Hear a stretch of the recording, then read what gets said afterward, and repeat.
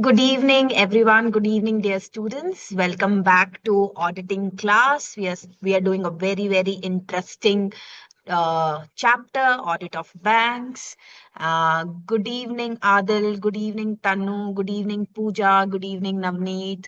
Good evening, good evening. And I hope you are sitting upright with books in front of you, with notepad in front of you, with pens in front of you. Good evening, Pranav. So, let's get started. Good evening, Deepak. So we will be continuing with our chapter number 10, Audit of Banks. I hope you have been studying whatever we are teaching you and going along with it, because the more you revise, the more longer you will be able to retain and recall. Okay. So, before we go to a new topic, let's do a little bit of revision. Let's do a little bit recalling of our first lecture. So I gave you a little bit of understanding of how a banking system works and basics of it so that you can understand this chapter better. We looked into a lot of different types of banks. What were the different types of banks? We saw commercial banks, which are our main most popular category of banks, which accept deposits, give advances, all different kind of products are there. The second type of bank we saw was regional rural bank. They give services to the rural communities and their financial needs, like Grameen banks. Cooperative banks are the third type of banks, which are very similar to commercial banks, but the difference is that they are registered under the cooperative acts and they work on cooperative principles for the benefit of the members. The newest type of bank, again, these all can come in your MCQ. The newest type of bank is the payments bank, like Paytm payments, Airtel payments. I gave you the whole history and the story of how these banks came into being. They are very new type. They allow restricted deposits, but they cannot issue loans. They cannot issue credit cards, but they can open current account, savings account, ATM, debit cards. All these things can be done. Then the next type of bank we studied was development banks, which means they provide funds for the infrastructural development for economic growth, because they have high gestation period and high amount of money needs to be given in crores. Like IDBI, SIDBI, IFCI, all these full forms we need to know. Okay. Small finance banks were the last type of banks which give money of small amounts we call it low ticket value, okay, small ticket values. Unserved and unorganized sectors like small and micro business units, small farmers, they give money to that, like Equitas, small finance bank. I told you a small practical thing about them, that to attract people like you and me to open savings bank account in their bank, they offer higher FD interest rate than normal banks. So if let's say if a PSU bank is giving 6.6% or 6.5% interest for FD, small finance bank will give 0.5% more or 1% more. So that is how they attract customers like you and me to bring deposits to their bank. So this is how they function. So these were the different kind of banks that we studied about. Remembered, everyone? Easily done. Next, we moved on to some basic understanding about RBI. You can just know some basic things like RBI is the regulating body of our banks in our country. They are the central banks. They do supervision and development for banks also, for NBFCs also. They work with the government also, and they do regulation for commercial and other banks. So directly then, the most important thing that we did was regulatory framework. It can come as theory, it can come as MCQ. So we have to remember from both perspective. For this I gave you some trick to remember. You remember I call this as grouping method, which means all basic types of things we categorize into common parts. Okay, so the regulatory framework was three types I divided into: banking, types, and work. So banking related three acts were there: Banking Regulation Act 1949, Banking Companies Acquisition and Transfer of Undertakings Act 1990, 1970, and 1980. Types of, on the basis of type of bank you are, you can be registered under Companies Act 2013, RRB Act 1976, and State Bank of India Act 1955. Of course, if you're cooperative, you will also be registered under Cooperative Act, but in Individual State Act, which is not there in this answer. Then related to the work that the banks do, they are registered, they are applicable with four kinds of acts. IT Act, because there's lot of data transfer and data involved. Prevention of Money Laundering Act, of course, so that the flow of the money is properly monitored. Credit Information Companies Regulation Act, which basically protects the data of the consumer. Payments and Settlement Act, which is regarding the settlement of checks and credit and debit of the money. And the last very important act, which gives the bank a right to enforce their security, is Securitization and Reconstruction of Financial Assets and Enforcement of Security Interest Act 2002. I explained this in detail. We also called as SURFACE Act. Very, very important, SURFACE Act. Now, types of bank audit report that is generally issued by statutory central auditors, that is SCA. Again, a very, very important answer that we did. So, what are the kind of what are the kind of reports issued? First, on internal control system, whether the internal control system is adequate and operating effectively by banks registered under Companies Act. So, this is a report that SCA has to give. I explained to you what an SCA is. Okay. Then the second type of report that a bank needs to issue is long form audit report. I'm going a little fast because we are just revising. I want to do a quick revision before we do new topic. Okay. So keep your notes also in your hand so that you can quickly revise with me. So long form audit report is second type of report that an auditor issues. Compliance with SLR, statutory liquidity ratio, treasury options, which means operations like holding of currency in rupees, in dollars, in pounds, in euros, all these kind of treasury operations report we need to give. Income recognition and asset classification provisioning. This is a topic we will study today. Any serious irregularity that you have found, you have to give compliance on Ghosh committee and Jilani committee, and you have to give a comment on adverse credit and deposit ratio in rural areas. Any doubt till now, students? Any doubt till now? Now we have reached the topic we were studying last time. Clear, everyone? Quickly tell me a yes so that we can proceed to the next topic. Okay. All right. You have to do like this revision. What did I tell you? Everyone asks me, what is the secret to getting good marks in audit? The secret is very simple, very straightforward. Repetition and revision. Repetition and revision. The more you revise, the more you repeat, the more you say it out loud. What did I tell you? If possible, when you study audit, जोर जोर से बोल के पढ़े, ठीक है? Speak out loud and study, or form a group, study group and study. Only for studying, not doing time, the other things. Basically, you should have a focused study group of 3 to 4 people. You meet and you discuss. Otherwise, you can even sit alone and study, but say it out loud. Bol bol ke padna hai. Third way that is very, very good that you can use is when you're reading, you record your own voice. So it becomes like a podcast. So whenever you're traveling, whenever even your eyes are tired, you don't want to hold the book, you're tired, you just want to lie down on the bed, you can hear your own voice, audio notes like a podcast. So the more you recall, the more you are able to be in touch with the theory, you will be able to recall it better in exam. Has anyone tried the audio note method? Audio notes is a very, very good method. So when you are reading for the first time, when you're studying at home, read it out loud, record in your phone, and then keep repeatedly listening to it whenever you have 10 minutes, 15 minutes. So your own voice will help you. Okay. Okay, so now we are back to the topic that we were studying the previous day. And I've actually seen the results of this audio style, okay? I am not joking. It's a very, very good method. I have seen the results of that method. Many students have to travel. Many students' eyes are very tired by night. So they just listen to the audio and keep recalling things. You can use this method for all theory subjects, okay?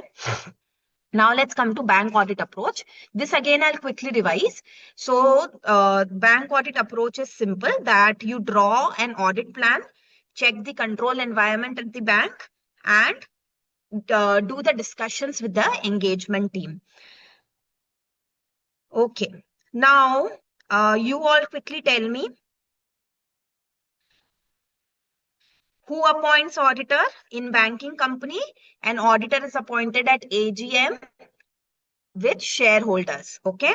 And in nationalized bank, it's appointed by board of directors. But both need to do an approval of RBI mandatorily before any appointment. Who appoints up auditor in RRB? Bank with the approval of central government. Very different, okay? Normal bank and nationalized bank, they take approval from RBI, but RRB takes approval from central government. Please remember for any kind of MCQ. Remuneration is same as section 142 of the Companies Act. Then auditor of nationalized banks and SBI, amount of remuneration is fixed by RBI in consultation with central government. Please remember this. Auditor of nationalized banks and SBI, amount of remuneration to auditor is not fixed by the members, not fixed by shareholders. The auditor of nationalized banks and SBI remuneration is fixed by RBI in consultation with the central government. All this was finished. Then auditors report. In case of nationalized bank, they have to send a special report to the central government regarding whether the financial statements showed true and fair view, whether the transactions done were within the powers of the bank, whether the returns or the information received from the branches is adequate, and any other matter that needs to be brought notice. Okay. The report of auditors of SBI is also to be made to the central government. Okay. Format of report is same as audit report chapter plus standards. But here, just very important thing. If you are a statutory central auditor, you have to mention the number of unaudited branches, how much advances are there in the unaudited branches, how much deposits are there, how much interest income is there, how much interest expense. This also I explained to you properly. So this you need to do. Is CARO applicable on banking companies? No. Is CARO applicable on banking companies? Very good, Navneet. Very quick. Now, long form audit report is to be submitted when? By 30th June every year, you have to submit a LFAR. All right. Now, reporting to RBI, a special report needs to be given by auditors to RBI. Why? So there's a liability on the auditor that if you are an internal auditor or an external auditor and during the process of doing audit, if you become susceptible, which means you are thinking that there is possibility of fraud or fraudulent activity or use of excess power or you smell any foul play, you should report that matter to the regulator. You don't have to prove it. If you suspect it also, you can report to the RBI. Now we are on the topic conducting an audit. So when you conduct an audit, the first is initial consideration. Okay. Initial consideration. Initial consideration means before you start and jump on doing any audit, what all we need to keep in mind. First is declaration of indebtedness. If I am appointed auditor of any bank, I have to declare how much indebtedness is there, whether I'm indebted by 0 amount, 1 lakh amount, 5,000 amount, what kind of indebtedness it is, credit card related, loan related. If it is a loan, what kind of loan? Is it a personal loan, home loan, education loan? So we have to give these details to the bank. Internal auditors cannot be external auditors. Simple.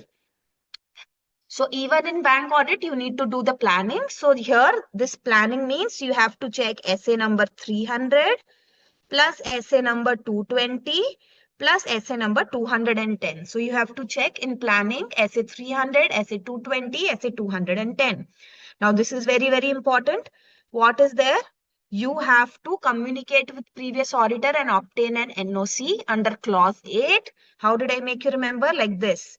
So clause 8 of part 1 of first schedule of CA Act. Okay. Clause 8 of part 1 of first schedule of CA Act. You have to communicate.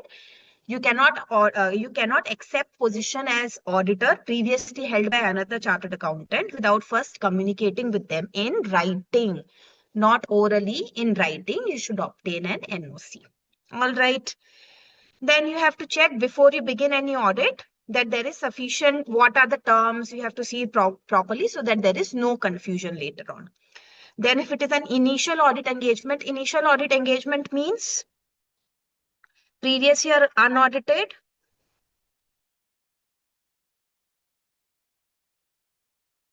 or audited by another auditor. Okay. So you are being appointed as first time auditor.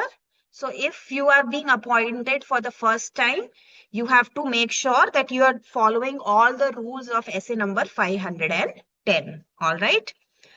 Assessment of engagement risk. So you have to do this prior. Please remember this for MCQ. Assessment of engagement risk is done prior to the acceptance, which means this kind of assignment, how much risk does this carry? So this is a general assessment that we need to do. Like you tell me, I'll give you a small example.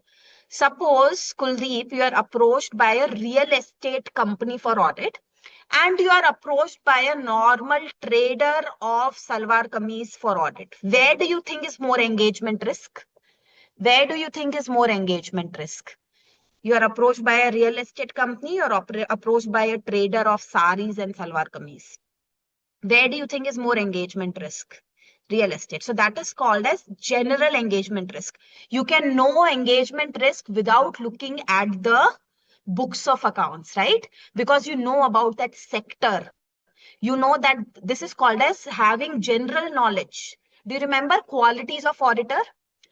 In chapter number 1 you must have studied that you need to have certain qualities, which means you need to know about businesses, you need to have general knowledge that how is an industry working so that you can take better decisions as an auditor. So that is called as engagement risk. Okay. So prior to acceptance of any bank, you will automatically know that a government bank might have less risk than any understanding business and its environment. Correct. So this is called as understanding. So logically now you will remember that engagement risk is done prior to the acceptance. You don't have to ratify it. Okay, you don't have to ratify it. It's very common sense that assessment of engagement risk needs to be done prior to the acceptance, ma'am. Okay.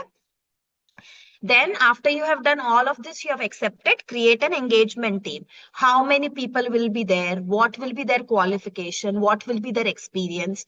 Create a proper team. Then, of course, you do the identifying of understanding the entity and its environment. Again, this is there. You have to find financial statement level risk and assertion risk. Then you have to understand its internal control. You have to understand the accounting process. This I marked very, very important for you. This actually recently came in an exam also. Understanding the risk assessment, risk management process. This I marked very, very important. You have to do properly. So how do we understand risk in a risk management process? So I am not doing risk management. Banks should be doing their own risk management. And can you create internal control systems without knowing risks? Can you create control systems without knowing risk? Okay, let's take a small example. Suppose I'm taking this live class right now. Okay, what do you think are risks in a live class? Which are inherent risks of a live class? The most important inherent risk. The most important inherent risk of a live class. Yeah, power is gone or Wi-Fi is gone. These are the inherent risks. Can I create control systems without first identifying the risks? Can I create internal control system to prevent any problem in the class without first knowing that these are the risks? No. So before I take any live class, I know the inherent risk are power can go away or Wi-Fi can go away.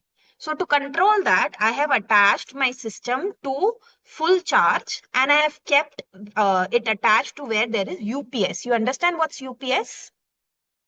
You understand what's UPS? Yes, so I've attached it to a UPS. So that is a control. But can we apply control without knowing the risk? Will I have plugged it into a UPS line unless and until I thought, oh, what if the power goes away during the class? What will I do? Right? So you cannot create controls without first identifying the risk. The same way, If I have to check that whether the bank's control system is good, what should be first good? If control system needs to be good, what should be good before control system? Risk management system. Is everyone clear? Think logically. This answer comes in exam, okay? Understanding risk management process. So how, if I am taking a class and I'm thinking so much about risks, imagine running a bank. Do you think people can just sit and identify risk, or there should be proper regular work to identify risk and manage the risk? So if I am taking a class and I'm managing the risk, imagine running a bank. So much risk management needs to be there. If risk management is good, can we rely on control system more? If we understand the risk management and the risk management process is top class, very good. Can I understand the system better? Can I rely on the system better? That is why before I'm going deep into doing audit, I'm understanding the risk management. Do you understand the logic? I'm spending a lot of time on this answer because the common mistake that students make is that they write a very generic answer and come. They don't write logically what the points are. Okay. So how do I understand the risk management system of a bank? See if TCWG is involved. Okay. See if TCWG is involved in this. Then how are they identifying, measuring, and monitoring the risk? What does it mean? So if I'm taking an online class, first I identified the risk. What risk I identify? Power can go away. That is called as identification. Measured. How much impact can it have? How much is the impact of power going away on the class? High or low? Tell me. Measurement. Measure the risk. I have identified the risk that power can go away. Now I'm measuring the risk. So what is the level of risk if the power goes away? Very high risk because the class will stop. Okay.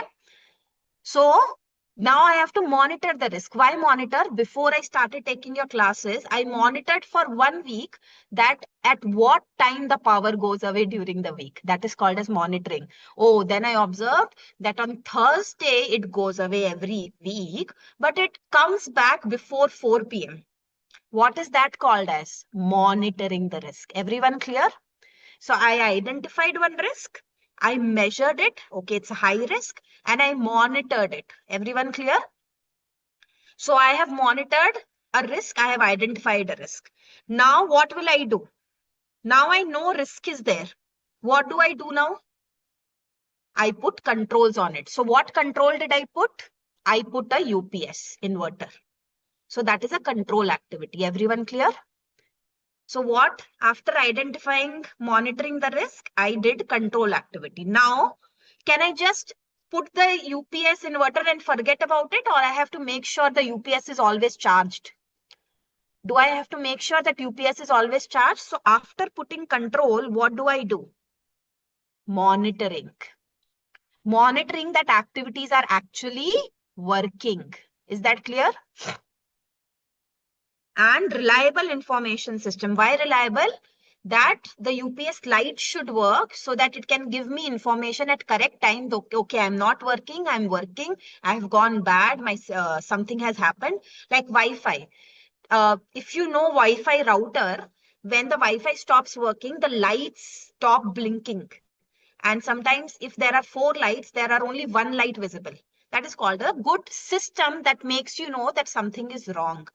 Same way in bank, if I am a cashier and something's become wrong, there should be a way that cashier is able to communicate to the bank manager that there is something wrong. Everyone clear? You understood with your live class example, this answer, can you remember now? Can you understand? So remember this answer from the perspective that how does a teacher, a faculty manages the risk if she has to take a live class. Okay. So there should be proper oversight by TCWG, identify a risk, measure the risk, monitor the risk. Then after you have identified everything about the risk, control it. After you have applied the control, monitor the control. And there should be reliable system that communicates if any problem happens. So this answer, very, very important. We have done in lot of detail. Okay. Let's move on to the next. So till here we finished last time. Now let's continue. Okay. Next again is a repetition. You have to do engagement team discussion. You have to do engagement team discussion that you should regularly meet and discuss so that you can understand the bank better, including their internal control and assess this. So this is again SA 315. Okay, nothing new. Establish overall audit strategy, planning and audit of financial statements, which means the objective of the audit is should be clear. So establish overall audit strategy, involve key team members so that you know the strategy and characteristics. Again, you don't have to remember this. Develop audit plan, make the audit plan. Again there. Audit planning memorandum. You should summarize the audit plan. So your audit plan can be a very big document. There could be like 200 pages or 100 pages of audit plan document. So there should be a summarization document that has clear description of scope and extent of audit. That is like a summary report that what is expected of this and how much we are going to audit. We will highlight all the significant issues and risks we have identified, and we provide evidence that we have planned the audit engagement properly and how we have responded to engagement risk, pervasive risk, specific risk. Again, generic point. Come to audit materiality.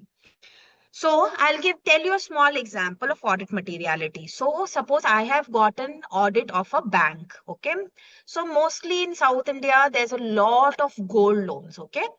So when you're auditing a lot of gold loans, personal loans, during 1 month itself, there can be 300, 400 new loan sanctions. So in a year, there could be like thousands of loans that are sanctioned.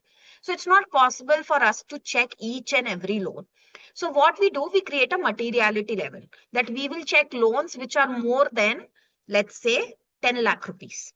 So that is called as creating a materiality level. So auditors should think relationship between audit materiality and audit risk. And audit materiality is a matter of professional judgment, depends upon the knowledge of the bank. But suppose I have come to know that I have been given audit of this branch in which last year fraud in gold loans happened. I come to know. So according to normal judgment, I will only check 10 lakhs file. But what if I come to know that last year fraud had happened in gold loan? Will it affect my materiality decision? Will it affect my materiality decision? Will I check more gold loans even if they are small amount? Even if they are small amount?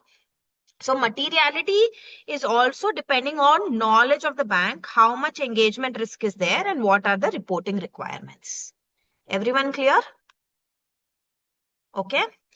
And you have to check whether it is a going concern. So if there are any events that can cast significant doubt on management's ability to do going concern. This is again your SA 570. Okay. So we have to check SA 570 also. Assess the risk of fraud, including money laundering. So SA 240, it says auditor's responsibility relating to fraud in an audit of financial statements. Our job is to identify risks of material misstatement that can cause fraud, which means we have to maintain an attitude of professional skepticism. That's it. So what we have to do here, maintain professional skepticism. Okay. Here, just remember this. RBI has framed specific guidelines for prevention of money laundering and KYC norms. So they keep issuing this KYC norms, anti-money laundering standards. So when I go for banks, they do like this. KYC, AML verification.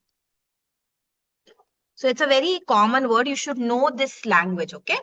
KYC and AML. What is it? Know your customer and anti-money laundering. Do you know these days that you have to do KYC again and again after few years in a bank? So even if I opened a bank account, after few years, you have to do something called as re-KYC. Why was this issued? It was issued by RBI to ensure that you are in touch with your customer and they are in touch with you and they are issuing you the latest address, and they also to ensure that the account remains active. Recently I got a call and a mail to do my what to do, re-KYC has become due, and if I don't do that, my account can become dormant. Okay. Yes, customer is real and alive. So this helps. And anti-money laundering. So what happens is there's something called as mule accounts. This is just for your knowledge. So mule accounts, mule. What does mule accounts mean? That your account is being used by people because they know that either you don't have enough knowledge, you don't have constant access, or you do not have a very active account. Okay. So they use your account number to transfer their own money. Okay.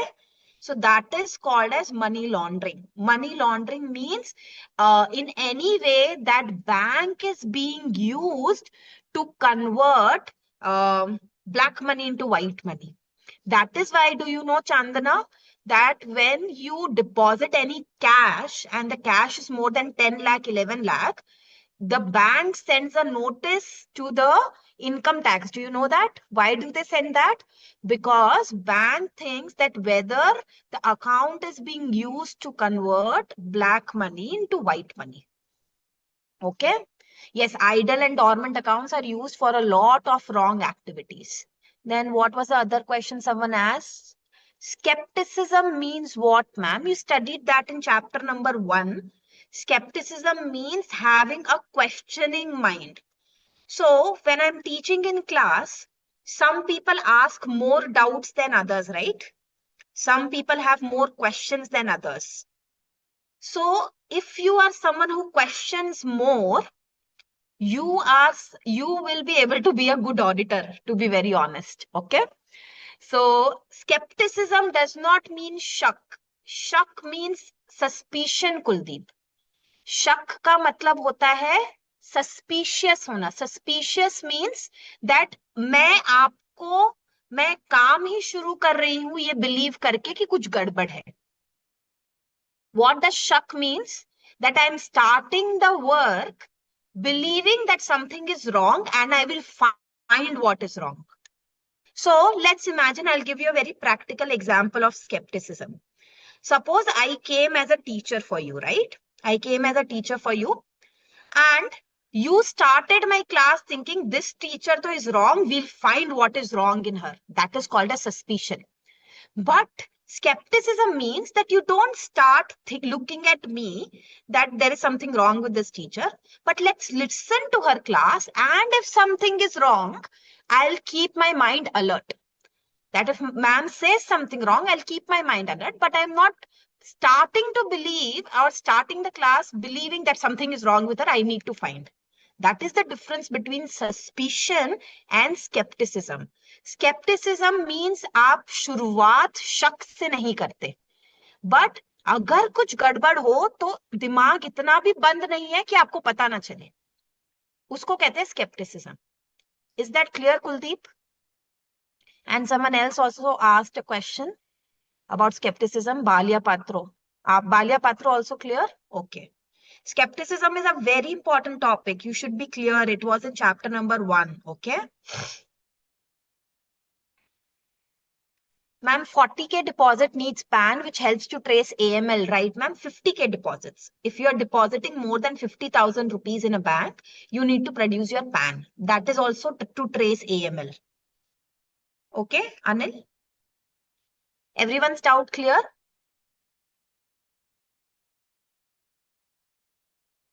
All right. Okay. So as an auditor, you have to be skeptical to ensure that nothing wrong escapes you. All right. Then you have to assess any specific risk. Each bank can have its own risks. So you have to see that whether as per the situation, what are the specific risks in a bank. So with the bank that gives a lot of gold loan is a risk. A bank that gives a lot of loan to real estate, we know the risk will be in the real estate loan. So you have to see specific risks. Okay. Risk associated with outsourcing of activities. Do you know what is outsourcing? Some banks can outsource payroll. Many banks outsource ATM activities. Did you know that? Many banks outsource their ATM activities. So whenever bank is outsourcing some core part of their banking, then an auditor has to check that also, that how are the risk associated with outsourcing activity and how is bank managing those risks. Okay, how is bank managing those risks? A lot of watchmen, security guards can also be outsourced through security agencies. So you all have to evaluate that whether that risk is properly managed. Uh, Call for tenders, ma'am. We participated, ma'am. Yeah. So ATM happens. They call for tenders. Okay. So Anil knows about it. That's good. Response to assessed risk. So you have found risk. Now you will respond to them. This again you have studied essay number 330. Requires the auditor to design and implement overall responses to assess risk of misstatement at financial statement. Auditor should design and perform FAP. Okay. First you do RAP, risk assessment procedure. After that you do FAP. If you remember, this was there in your audit evidence chapter, risk assessment chapter also, audit evidence chapter also. So first we do risk assessment. After that we do further audit procedures. Okay. Next, come to stress testing. Okay, what does stress testing mean? So, how many of you know about Tatkal tickets? Tatkal tickets, everyone knows. So, you know, Tatkal ticket window is only open for some point of time in the morning, only open for some point of time, and lot of people try to log in at the same time. And sometimes the website stops working, or sometimes the website is not able to handle so many people logging in. Sometimes the website is not able to handle so many people logging in. So before the website becomes live, the website should be made go through something called as, what is it called? Stress testing. Is that clear? It means to decide the robustness of software by testing them beyond normal limits. On every day, whole day, the website does not crash. But when some extraordinary event happens, suppose when COVID was announced and a lot of people wanted to travel back to their homes, right? So suddenly the websites had a lot of load on them. So before you launch any website, you should test it, that whether it is able to handle extraordinary transactions. You remember demonetization? So a lot of people went to deposit, right? So the banks should be able to handle if lot of people come together to do something. So that is called as testing. So as an auditor, we should see that all types of software, RBI has required that all commercial banks shall put a board approved stress testing framework to suit the requirements that would integrate with their risk management system. So this is required by RBI. So RBI has made this, okay? RBI has made this compulsory that all commercial banks should have a full framework designed, that how and when, how will stress testing be done for their softwares, and not just the software that you and me use, not the mobile banking software only, even their internal CBS. You remember what was CBS? What was the CBS that I told you about? Quickly tell me the full form. I told you one, core banking solution. Yes. So even that should be able to handle all the stress. Everyone clear? Last, Basel III is very important for MCQ. This next that we are studying is very important for MCQ question. Okay. Basel III is a framework that was designed by Basel norms or accords are the international banking regulation issued by BCBS. So you should know the full form of BCBS. What is full form? Basel Committee on Banking Supervision and Financial Stability Board is FSB. You can get these abbreviations in MCQ. Okay. So Basel III framework is what? Like our country has Banking Regulation Act. Everyone knows Banking Regulation Act 1949. Same way, there is an international banking regulation framework, which is like regulations issued by a committee called as Basel Committee on Banking Supervision and Financial Stability Board. Okay. In the wake of subprime crisis, do you remember I told you that in the late 90s and early 2000s, banking sector went through a crisis, after which Ghosh Committee, Jilani, lot of changes happened in the world regarding banking. So after the crisis happened, this committee came up with some banking regulations that all banks in the world have to follow. So a document titled Basel III, a global regulation framework for more resilient banking and banking system was released in December 2010. Remember this, all this is important for MCQ. So Basel III was released by whom? BCBS. Who is BCBS? Basel Committee on Banking Supervision and FSB. When was it released? It was released in December 2010. Why? It sets a minimum criteria for how to include instruments in the new definition of capital. It has a set of agreement by which mainly focuses on the risks to bank and financial system called as Basel Accord. It focuses on what kind of risk a bank goes through and what are the system that needs to be incorporated in the banks. Everyone clear? Please remember this for MCQ. Okay? Remember this for MCQ, very important. Now mark this as important. It can come as a theory question. Theory question that will be direct. Okay. Next is it can come as a theory question and it will be direct. Okay. What are the points? Okay. Let's imagine Diya, Linga, Anil, Pooja. Diya, Linga, Anil, Pooja. These four are engagement team. Okay. Your boss has sent you to do audit of a bank. Okay. You four team members are there. This is your first time that you are doing bank audit. Okay. This is your first time. Now you have a timeline of usually 10 days to finish branch audit. Okay. Usually you have a timeline of finishing the branch.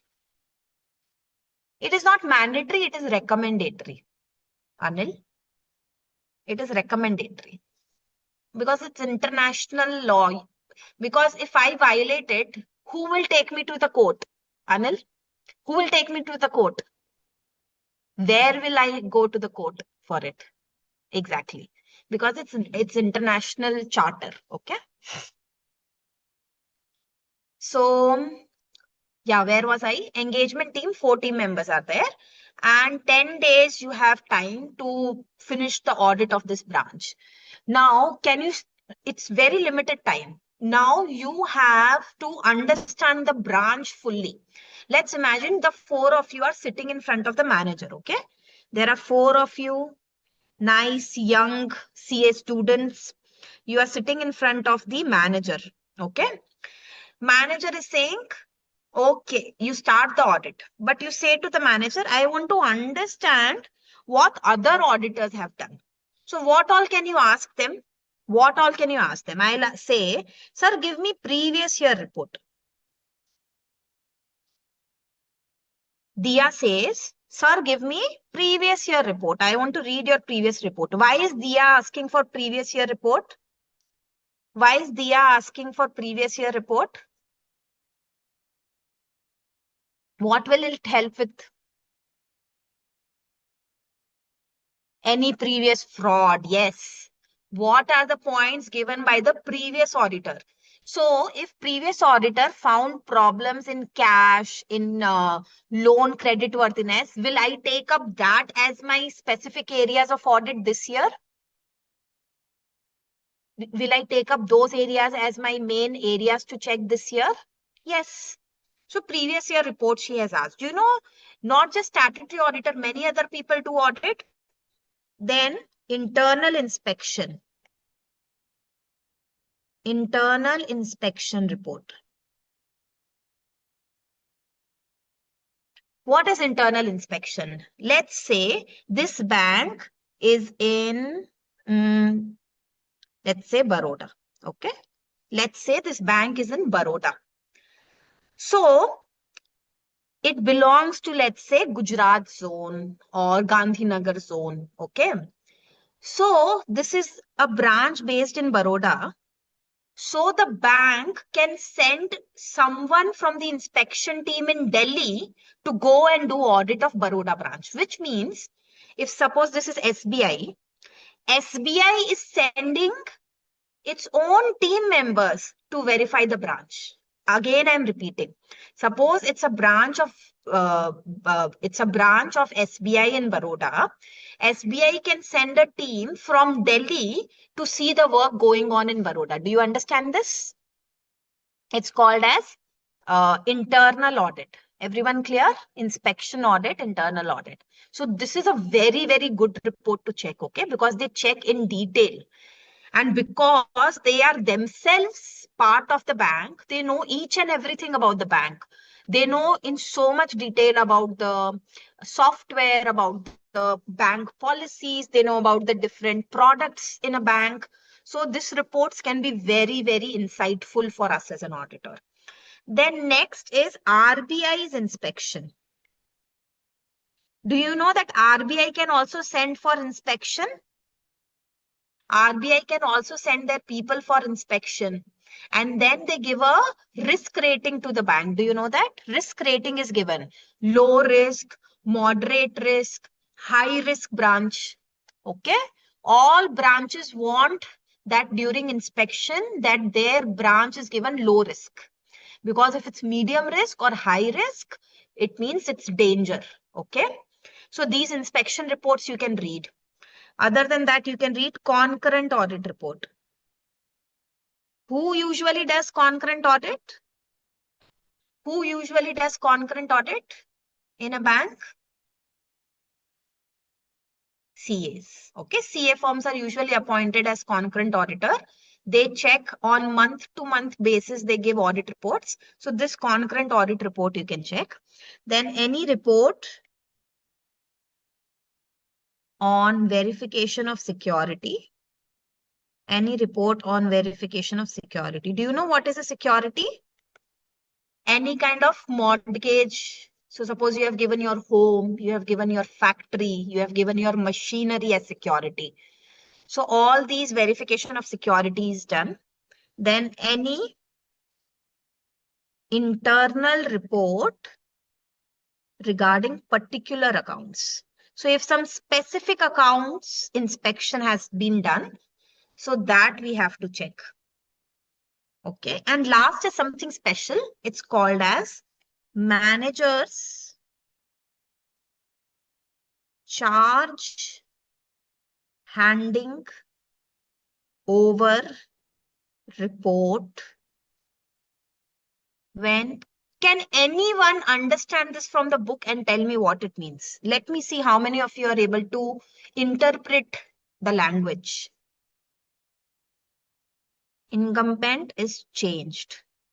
Manager charge handing over report when incumbent is changed. What does it mean?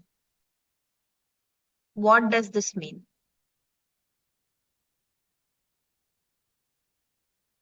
Very good, Kuldeep. Very good. Ashlesha also correct. Deepak also correct. Very good. Okay. So if one manager during the year, so suppose I am appointed auditor of 24-25. Okay. So I will ask that during the year, if any manager changed, and if yes, then previous manager has to give a charge over handling report to the new manager.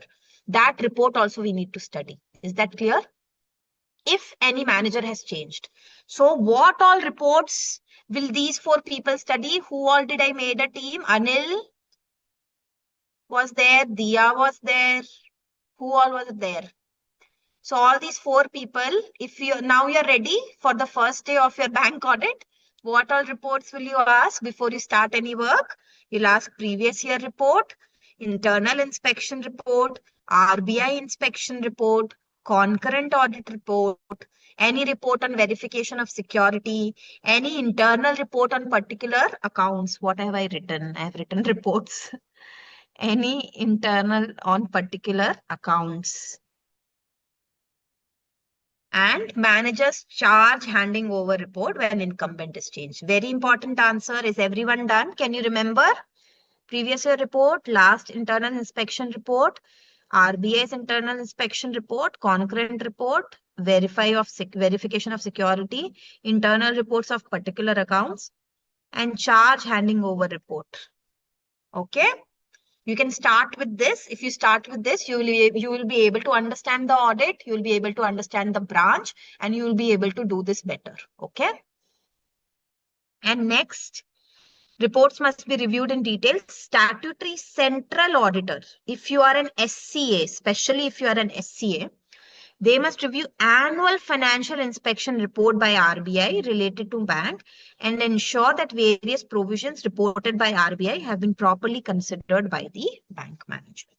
So if you are an SCA, one additional thing, annual financial inspection report, which is made by RBI.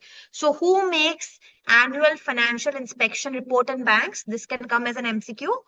Who makes annual financial inspection report in banks? RBI. Is that clear? And who has to check it? SCA, Statutory Central Auditor. Finished. Okay, finished. Now I am going to teach you some important general things about the banking sector first, before we move on to the next topic, okay? As I told you, this chapter is very different than your regular audit chapters. It is more practical, and there are more specific things that you need to learn rather than very generic answers. Okay, so let's see. First, pay attention, everyone. Let's say you are going to ask for a loan to a bank. Okay, what do you want to ask a loan for? You are setting up a factory to make biscuits. Let's say you are setting up a factory to make biscuits. Okay. So you are saying, I want loan so that I can buy machinery. I want to buy machinery. And these machinery, let's say, are for 60 lakh rupees. Okay. They are for 60 lakh rupees. So you are going to the bank to ask for 60 lakhs. Now, bank is saying, okay, we'll give you 60 lakh rupees. Okay, we'll give you 60 lakh rupees. But we understand you want 60 lakh rupees. Okay, your machinery is 60 lakh. You give us quotation of the machinery. You give us what? Quotation of machinery. Quotation from your supplier.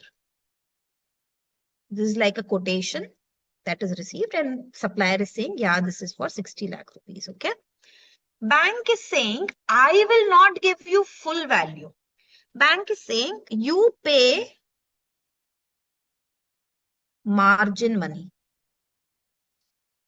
Okay. Suppose bank is saying you pay 10 lakh rupees. Bank is saying you pay 10 lakh rupees as an advance to supplier.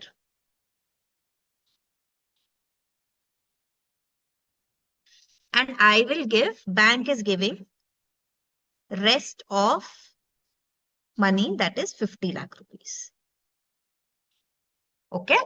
Bank is giving rest of the money, 50 lakh rupees. Now this rest of the money is given to borrower. Yes or no? Check is given to borrower or NEFT is made to the borrower. Yes or no? Everyone first tell me. This rest of the money of 50 lakh rupees is given to borrower as check or NEFT so that he can pay to the supplier. Yes or no? Everyone wrong answer. Only one person correct answer, Deepak. This money is never given to borrower. It is directly credited to supplier. First, this one, everyone understood. This is part of internal control system. This one, everyone understood. Okay. Now, bank has given 50 lakh rupees. Now, this machinery, can the borrower sell without asking branch? Can the borrower sell without asking bank? They've purchased the machinery. Why? Because machinery is banks.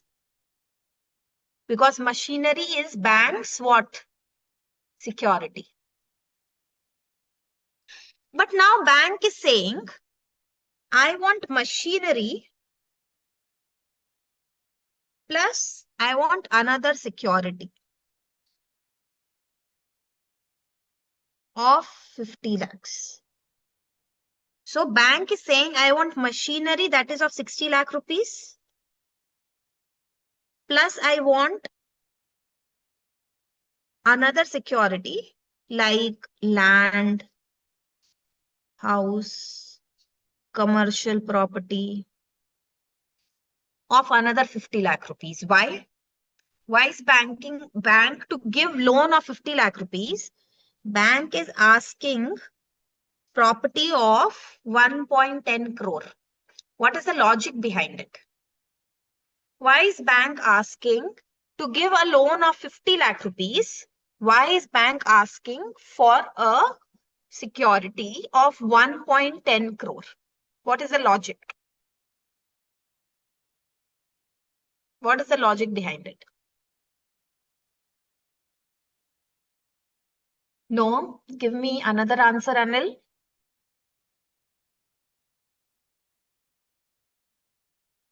Very good, Tanu. Tanu gets the right answer. This is a depreciating asset.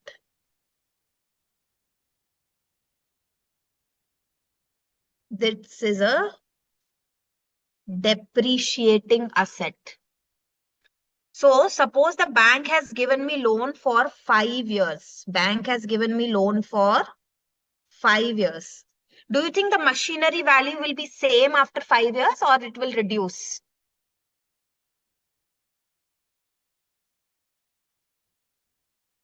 Second, what is the second reason bank takes extra value of security? So one reason Tanu has given correctly. Now think logically and tell me what is the second reason bank takes extra security. One is depreciating asset. Second, I have given loan of 50 lakh rupees. Okay. But I have taken security of 1.10. Recover full amount. Very logically, I want you to think.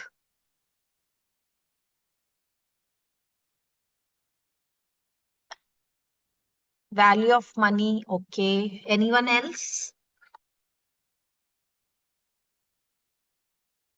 This is security and 50 lakhs is loan amount.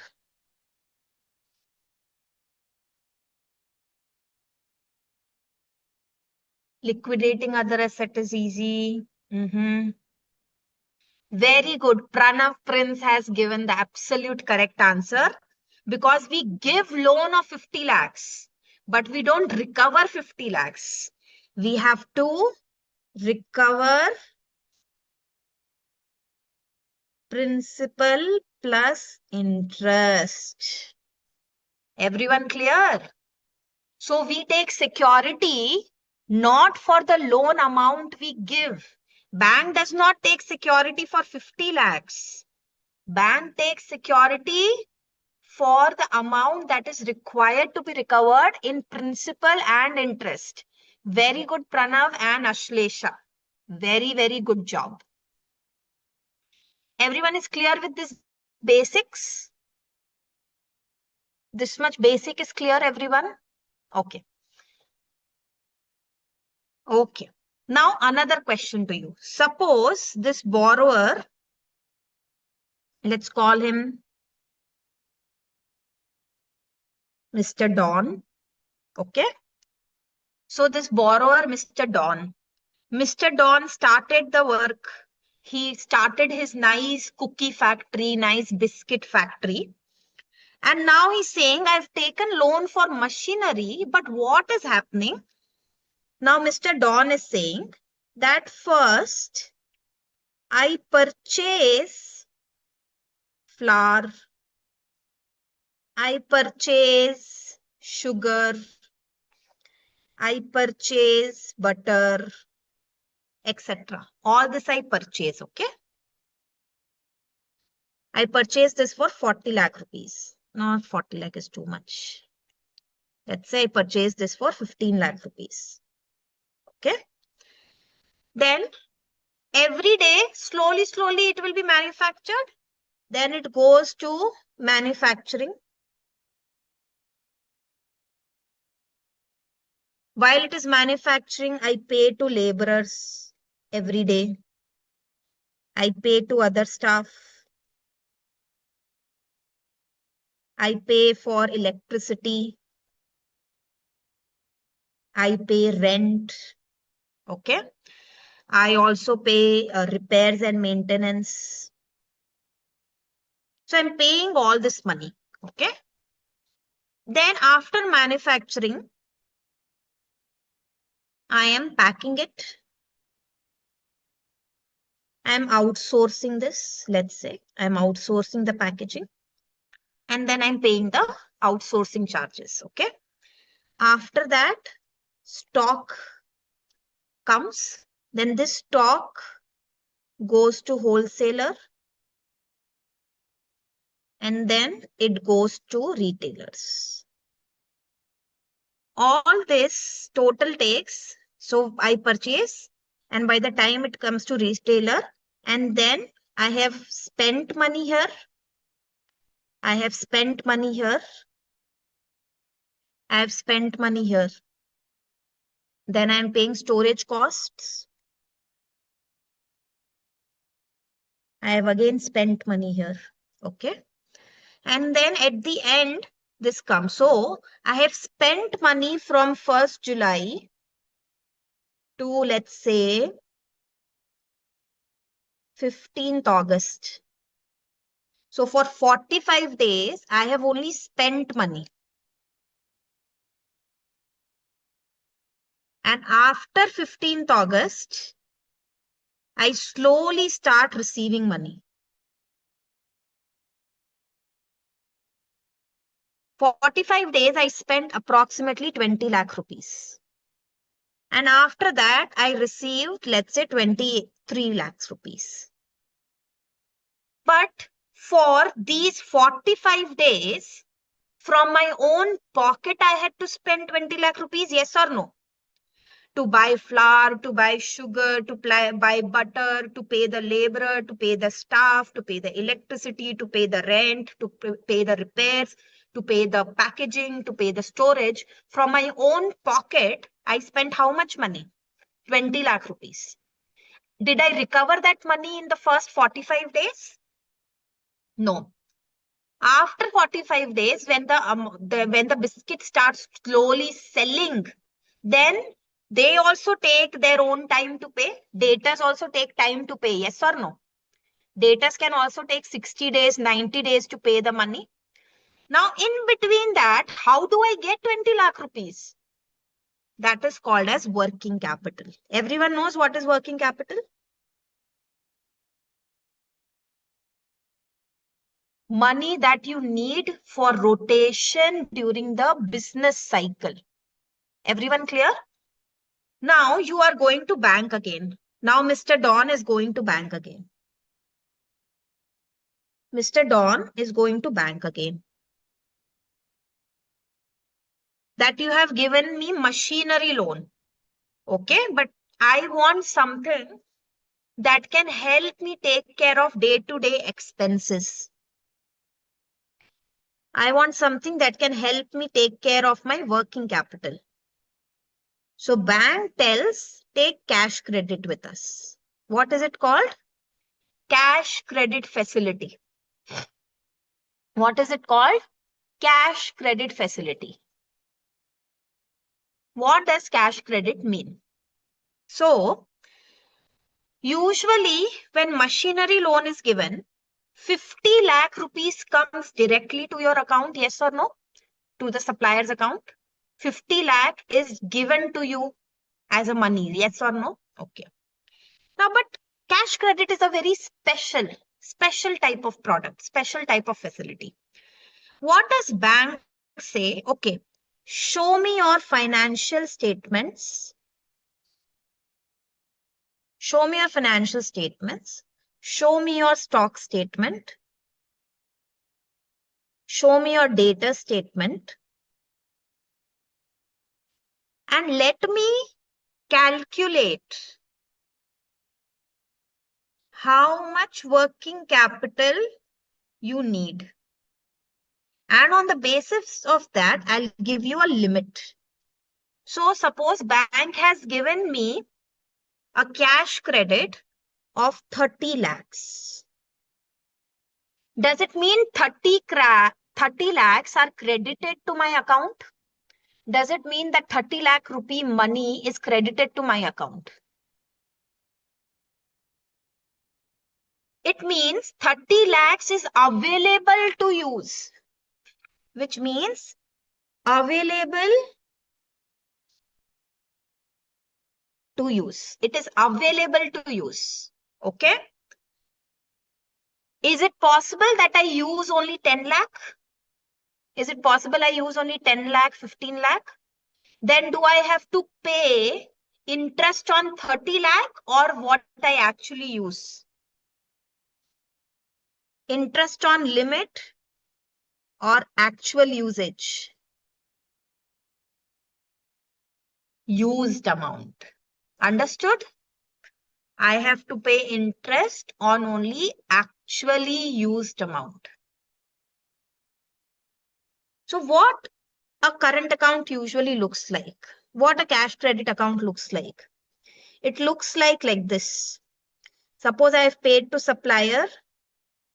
Suppose my balance is, let's say, 2 lakh only. But I need to pay to supplier. So I have paid 10 lakh to supplier. Can I pay 10 lakh even if my balance is 2 lakh? Can I pay 10 lakh even if my balance is 2 lakh? Yes. Why? Because I have CC facility. Because CC is how much? 30 lakh rupees. So I can pay to supplier. So I've paid. But next day, suppose this I paid on 1/7/2025. But on 10th July, so this is a debit, I received from a customer 5 lakh rupees. So this came as credit. Like that, the account keeps having debit, credit, debit, credit. And each day there is a closing balance. Now you tell me, is it possible for us as auditor to manually check each day of how much interest should be calculated, how much interest should be debited, how much interest should be paid? That is usually done automatically by what? On regular basis, who does this automatic calculation? System does it. Is that clear? This much you understand, everyone? Basics you have understood?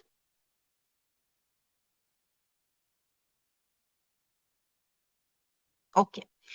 Now, bank gave me 30 lakh rupees of limit. How much did bank give me?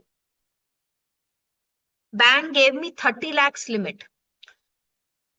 But do you know that every month, suppose my CC limit is 30 lakhs. How was this 30 lakhs calculated? On the basis of the documents I submitted. What was it? My financial statements, my stock statement, my data statement, all these were submitted. On the basis of that, bank assumed that I have a working capital need of 30 lakhs. But during the year,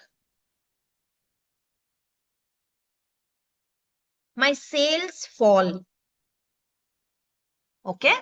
During the year, my sales have fallen for some months. Okay. for some months. So what does bank do? Every month, submit your stock statement, data statement to bank. What does bank do? It asks you to submit every month stock statement and data statement, and each month something is calculated called as drawing power. What is calculated? What is calculated every month? Drawing power, DP limit. Okay. If you are a CA student, you should remember DP is not display picture of WhatsApp. DP means if you hear DP, what will you think? If you hear DP, what will you think? Drawing power, which means how much you are allowed. So can the DP be less than 30 lakhs? Can the DP be less than 30 lakhs? So suppose on the basis of my calculation, they decide that my DP is 20 lakhs for August. Then in August month, how much can I withdraw maximum? How much can I maximum use? 30 lakhs or 20 lakhs? Very good. We will learn the calculation of DP in the chapter, okay? We will learn detailed calculation of DP in the chapter later on, not today. Right now, I'm making all the important terminologies known to you. Okay? Everyone clear? So DP is clear to everyone?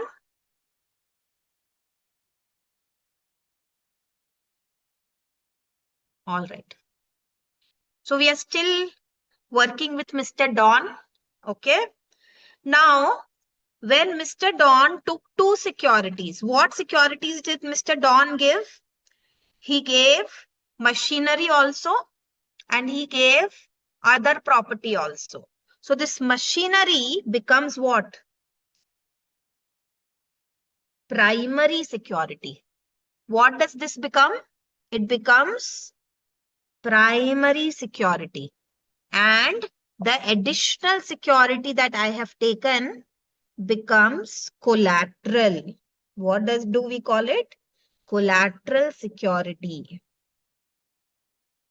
These words you remember, okay? So machinery becomes my primary security, and other thing, whatever I give, I can give a land, I can give a house, commercial property, anything that depends on the bank rules. That becomes my collateral property. We will not write additional supplementary. We have to use the word collateral. Is it necessary to give collateral for all types of loan? Is it necessary to give collateral for all types of loan?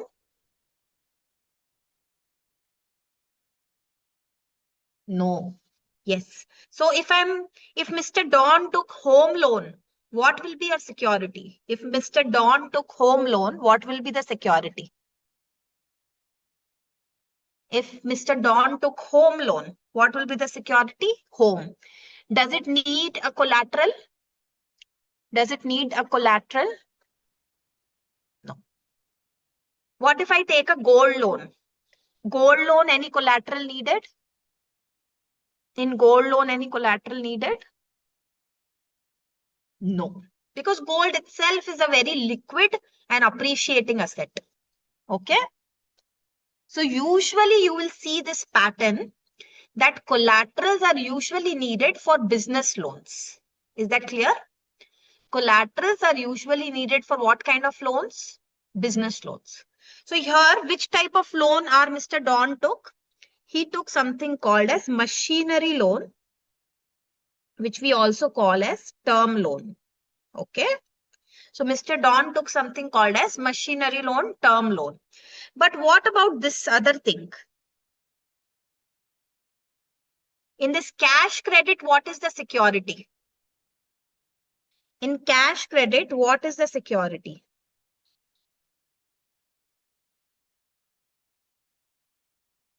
What is the security?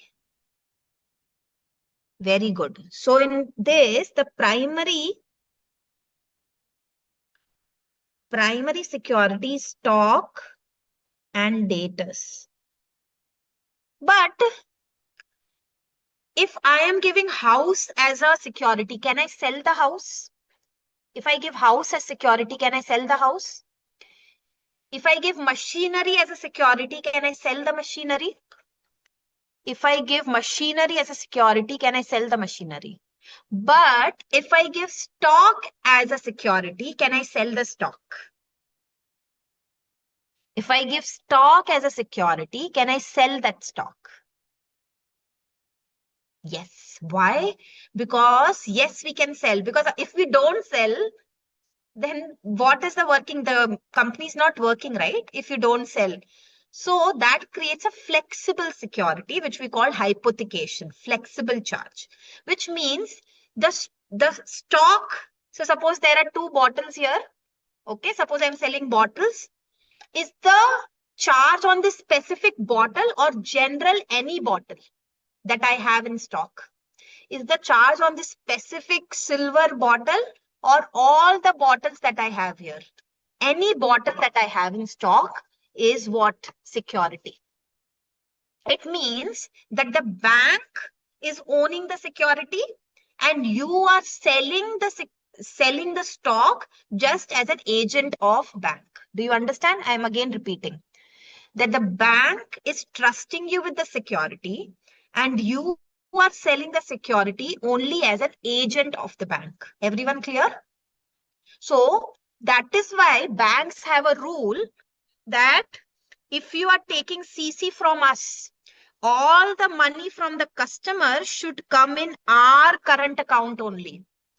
So if Mr. Don has taken a working capital loan from a bank, if they have taken a loan from a bank working capital, can they have multiple current accounts in many other banks? So what will happen? If suppose I use CC to pay money, but this customer I tell, I have taken this CC from SBI, but I have opened a current account in HDFC. I tell customer, you pay the money in HDFC. So what will happen? You are just taking the money from SBI, but the sale money is not coming to the SBI. Is that right? I am just utilizing the loan limit from supplier in SBI and I'm asking all the customers to pay in HDFC current account. Is that correct? So usually when you take any kind of working capital limit from bank, they ask you for sole banking. What does it mean by sole banking? What does it mean by sole banking?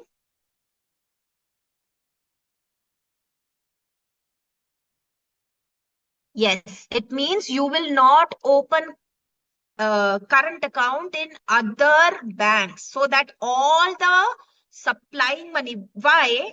Because you are selling stock on behalf of the bank. So who deserves the money that comes from the sale of stock? Who actually you are selling it for? Who deserves the money? The money should first clear up the loan of 10 lakh that you have taken from SBI. And that is why you cannot have your secondary account. Is that everyone clear? This is a general rule. Logically clear? So this kind of security is called as hypothecation. This kind of security is called as hypothecation. But this kind of security that you gave for machinery and security, that is called as mortgage. This is usually for immovable property.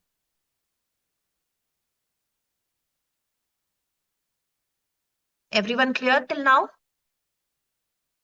So in working capital, primary security is your stock and datas. Now you tell me logically that should working capital have a collateral security also? Should cash credit have a collateral security? Tell me logically that in home loan there is no collateral, na? In home loan there is no collateral, but in machinery loan there is primary plus collateral. So tell me that in cash credit, should there be primary plus collateral or not? Again, I'm asking, please tell the answer now. Should working capital cash credit loan have primary plus collateral? Now you start replying. Yes, Sham Sundar is saying yes. Ashlesha is saying yes. Yes, CC should have collateral, ma'am. Yes, Balya Patro. Archana is saying yes. The answer is yes. Why? Because again, stock and data are first movable and depreciating. Can stock become obsolete? Is it possible that stock becomes obsolete? Is it possible that stock becomes damaged? Is it possible that stock becomes damaged? Is it possible when the operations fully stop, there is no stock? Is it possible when the company goes in loss, there is no stock, but still they have utilized the full 30 lakh limits? So that is why it needs collateral. It's again usually some immovable property. Everyone clear? So again, for this 30 lakh loan, is it possible that I am giving a 60 lakh rupees security? Is it possible that for 30 lakh of working capital loan, am I giving 60 lakh security? It's possible. Then depends on the scheme. There are many, many schemes in which you take 50% collateral. Sometimes you take zero collateral. There's a government scheme called as CGT SME scheme, in which the government has waived collateral security. Okay, collateral means additional security. Is that clear? It's called as additional security. Okay. Now, next concept is, let's imagine that Mr. Don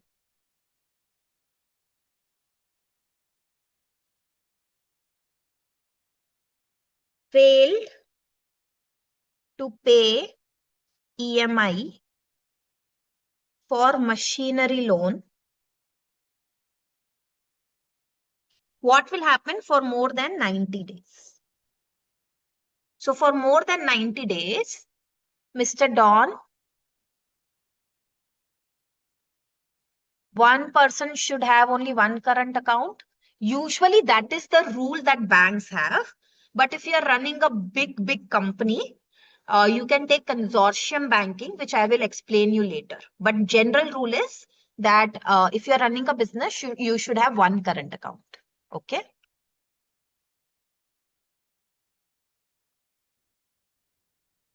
Ma'am, please give screenshot of this. You want screenshot? It's just explanation. You still want screenshot? It's just explanation.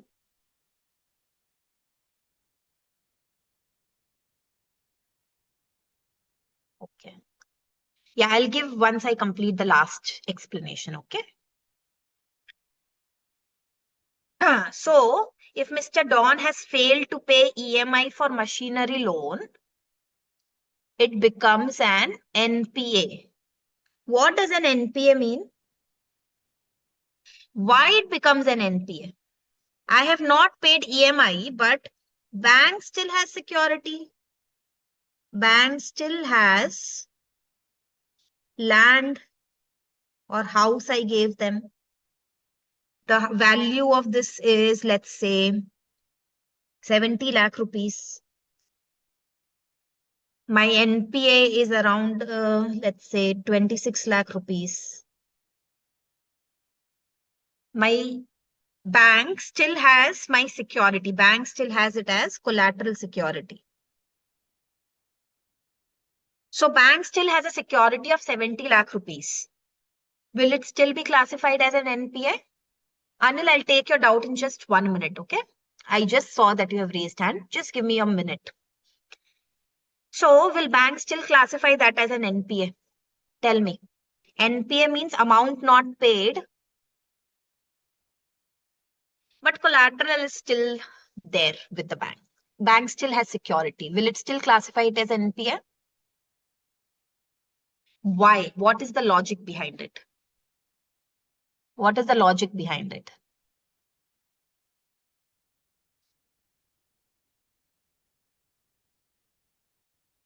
Very good. Anil has given correct answer. Bank cannot take immediate action and the objective is cash flow stops. Is bank a real estate company? Is the job of the bank to buy and sell assets? Is the job of the bank to buy real estate, get real estate as security and then sell it? No. The job of the bank, the purpose of the bank is that it gets monthly income as interest. That is the purpose of giving loan. The purpose of giving loan is not to get appreciated assets sale profit. That is not my motive to get profits on sale of assets. My motive is I should get monthly income. Am I getting monthly income when people stop paying EMI? Am I getting monthly income when people stop paying EMI? And hence it becomes what for me? It becomes an NPA. Do you know how difficult it is for a bank to sell a collateral security, and it can take years to sell a security? Do you know that? Bank firstly you cannot just walk in and buy security from the bank. So suppose Mr. Don has given his house as a collateral. Do you know first bank has to give him multiple warnings? Then bank has to take possession, physical possession. They have to remove Mr. Don from the house. They have to take physical possession. All this is very difficult. Then they have to put auction notice in the newspapers. Then they have to invite auction biddings from people. And if no one shows interest, then they have to keep doing auction notice again and again and again for people to buy the house. So auction sale is a headache for banks. Do you know that? So bank will actually prefer to give you opportunity to pay EMI and negotiate with you. Okay, you leave this much interest, you pay at least this much. Some kind of settlement for you to pay the money is their interest. They will not easily grab your properties. They are interested in some kind of settlement rather than wanting to grab your property and sell it. That is last in a bank's interest.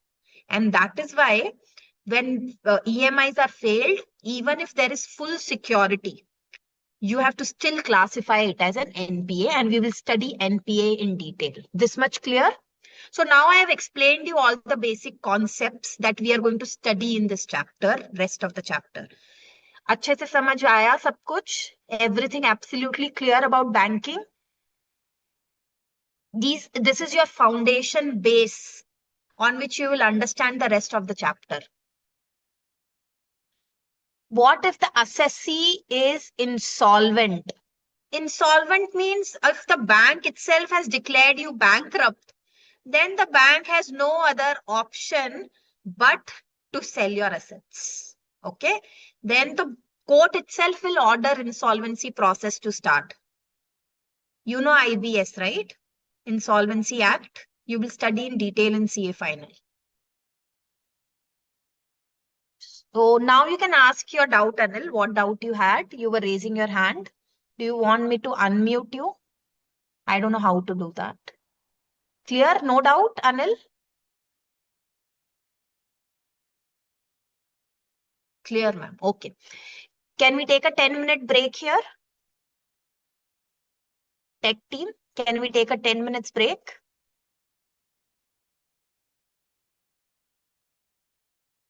All right.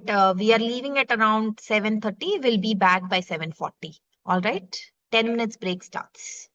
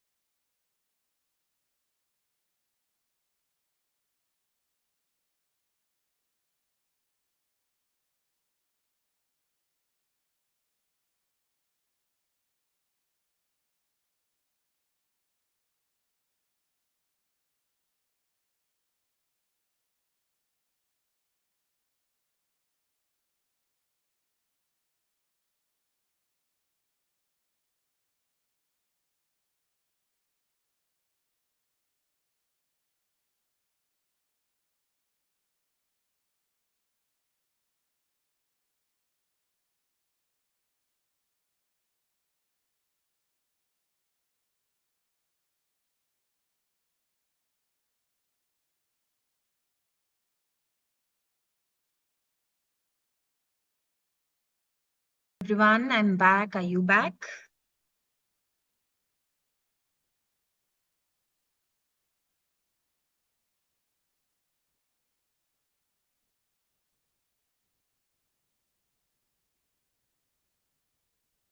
Quickly send a message. We can restart the class. If you're back, quickly send a message. Yes, ma'am. All right. Okay, good. All right. So now we have done, so everything that I've taught you is part of the syllabus.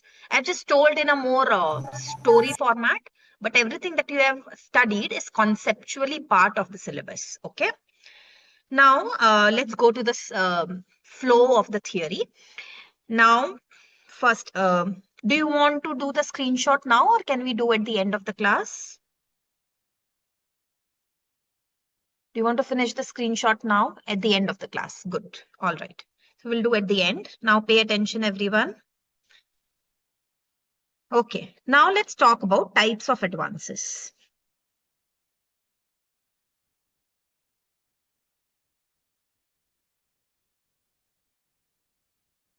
Types of advances. Basically, the advances are divided into two main types. That is funded and non-funded. Funded means where the money is actually going from bank's account. Okay. So there are actual transfer of funds from the bank account. These are all normal loans that you know about. These are term loans, CC, OD, demand loans, bills discounted,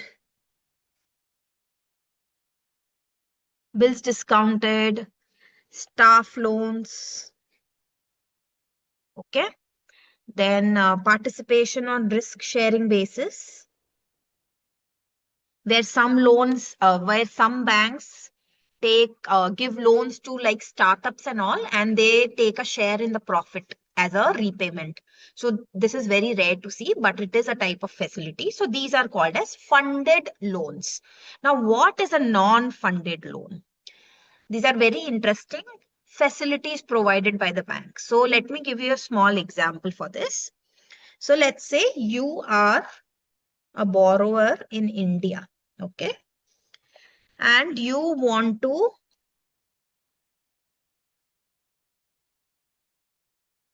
your supplier is in China, okay? So you are purchaser, you have a supplier in China, okay? Now you want to buy some machinery. Supplier is saying, you give me money first, I'll send the machinery to you. Purchaser is saying, you send the machinery first, I'll pay the money to you. Both are not able to trust each other. Okay. Both are unable to trust each other. Purchaser is saying, you send machinery first. Supplier is saying, you send money first. So they all choose a middle person, that is bank.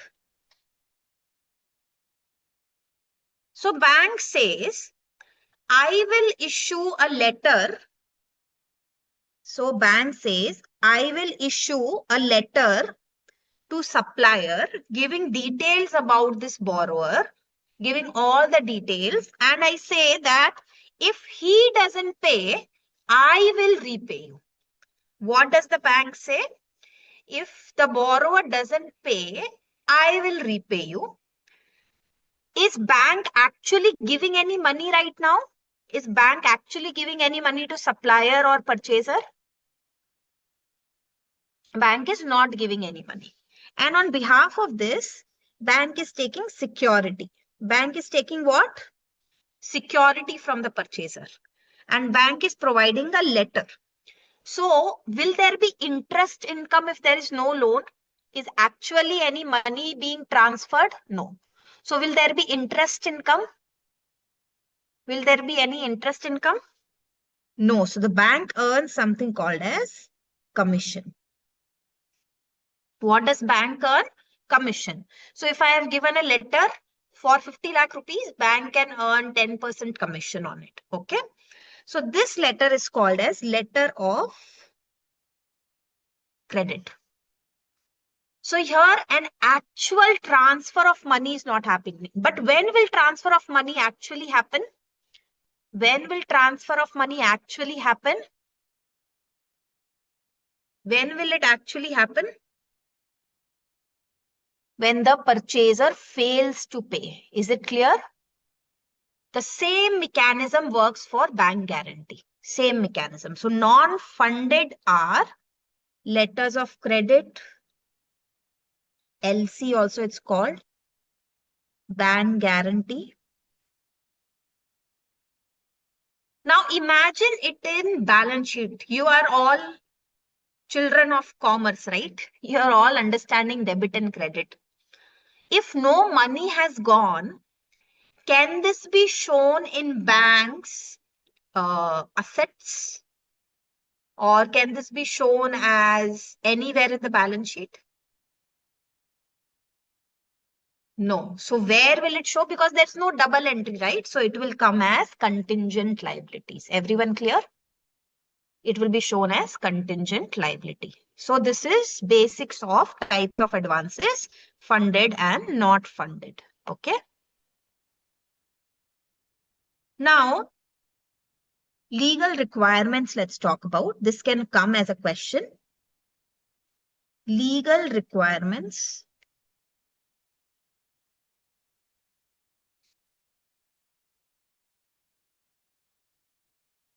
of disclosure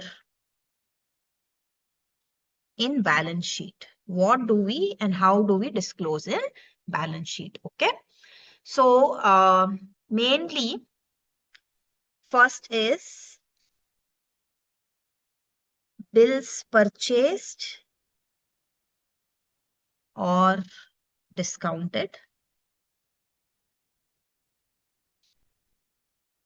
Then CC, OD, demand loans and term loans. Second category, same loans are again shown in different way. That is secured by tangible assets. Second is covered by bank or government guarantee. What does it mean by covered by government guarantee? Do you remember I told you in some working capital loan, bank does not take collateral. Bank does not take collateral in some type of cash credit loans. Why? Because they may come under CGTSME.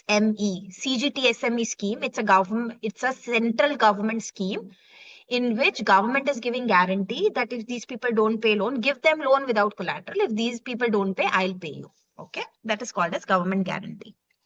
And the third type of loan is unsecured loans. So these are the different ways it can be done.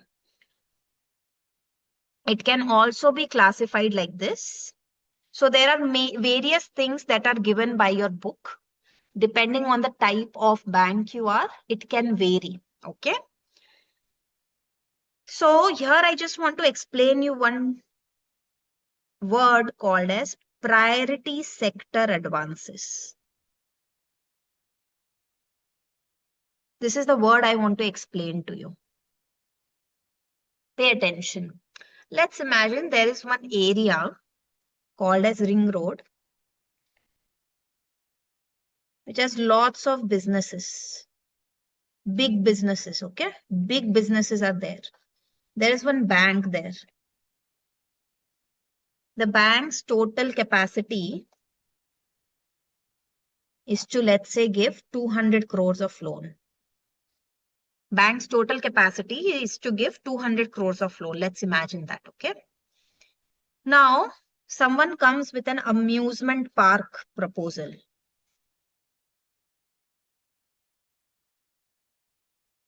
This is a new branch, okay? So someone has come with an amusement park proposal for 170 crore loan. If bank gives the loan to it, The whole of the portfolio of the bank will be dependent on one borrower? First, say yes or no. Whole of the portfolio of the bank will have just one. Second situation, I'll tell you. This is the first situation. Second situation, let's say this ring road has lot of textile businesses and diamond business. This ring road has a lot of textile business and diamond business. So this 200 crores, bank has given 100 crores to textile, 100 crores to different diamond business. Why? Because bank finds it more lucrative to give to them. Now what happens because of that? Someone is doing, let's say, prawn farming or fishing or pickle making factory, or someone wants house loan. There is any money left to give to these people? Is any money left to give to these people? Do you think this is correct? Do you think this is a correct situation? So that is why government has something called as what? Now you understand the logic? Priority sector advances. So bank has classified some sectors like education, housing, MSME. All these type of loans are classified as priority sector. So each bank have to give some amount of percentage of loans to priority sector every year. Is everyone clear? So banks also have to divide their loans in priority sector, public sector, to banks and to others. Is everyone clear? That's it. This much you remember. Okay. Agriculture sector. Yes, agriculture sector is a very important priority sector. Okay. So sector wise also you might have to divide your loans. Now let's talk about types of security. Let's talk about types of security. So the most common type of security we know are primary security and collateral. Any doubt in this? Primary and collateral. Okay. This collateral can be tangible, intangible, movable, immovable. Depends on the bank policy. There is no government restriction. It depends on the bank policy what I want to accept as collateral. That is on my personal wish. So the different types of securities that are available, we'll just see the book in this part.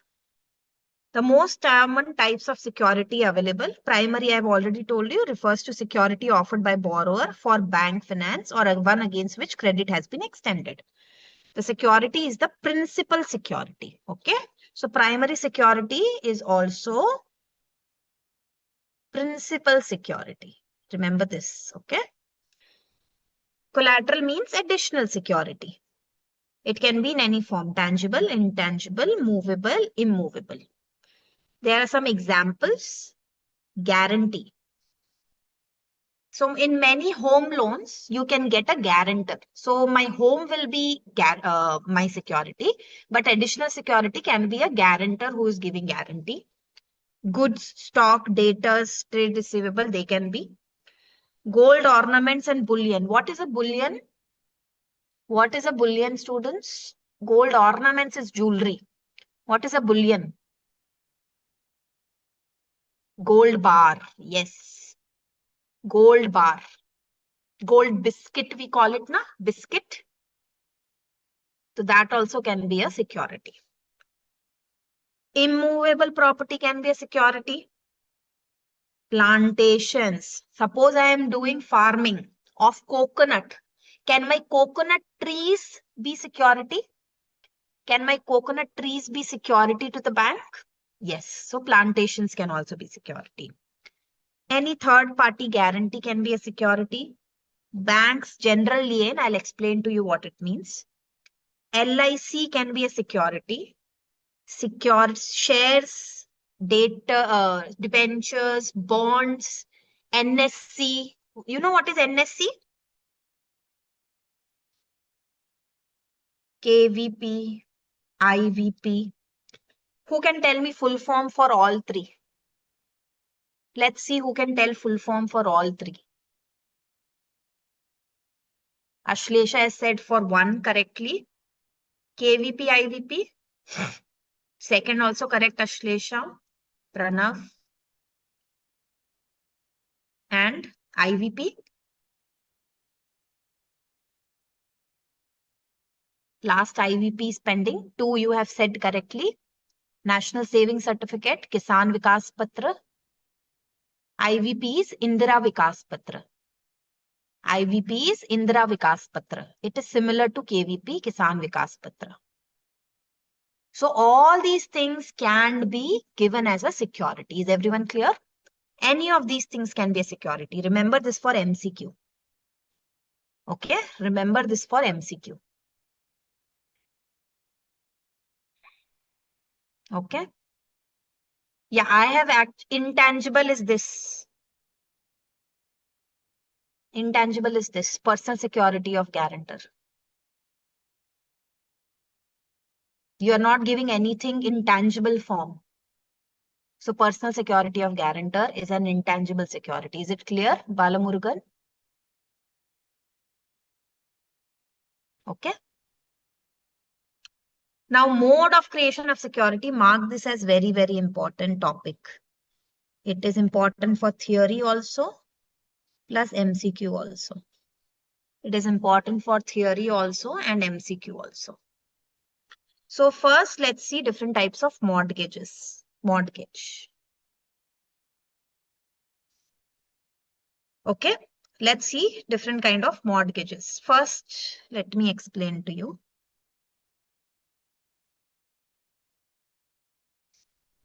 Okay, pay attention. Third party guarantee. So third party guarantee, it means sometimes a bank can give guarantee for you. A company can be your guarantor. So that is called as third party guarantee. So I recently saw a loan to an MSME in which another company was a guarantor. So that was taken as a third party guarantee. Is that clear, Deepak? So even a company can be a guarantor for another company. Okay. I saw this case just recently. Banker General Lien, I told you, I'll just explain to you. It is covered in this topic, mode of creation. Okay.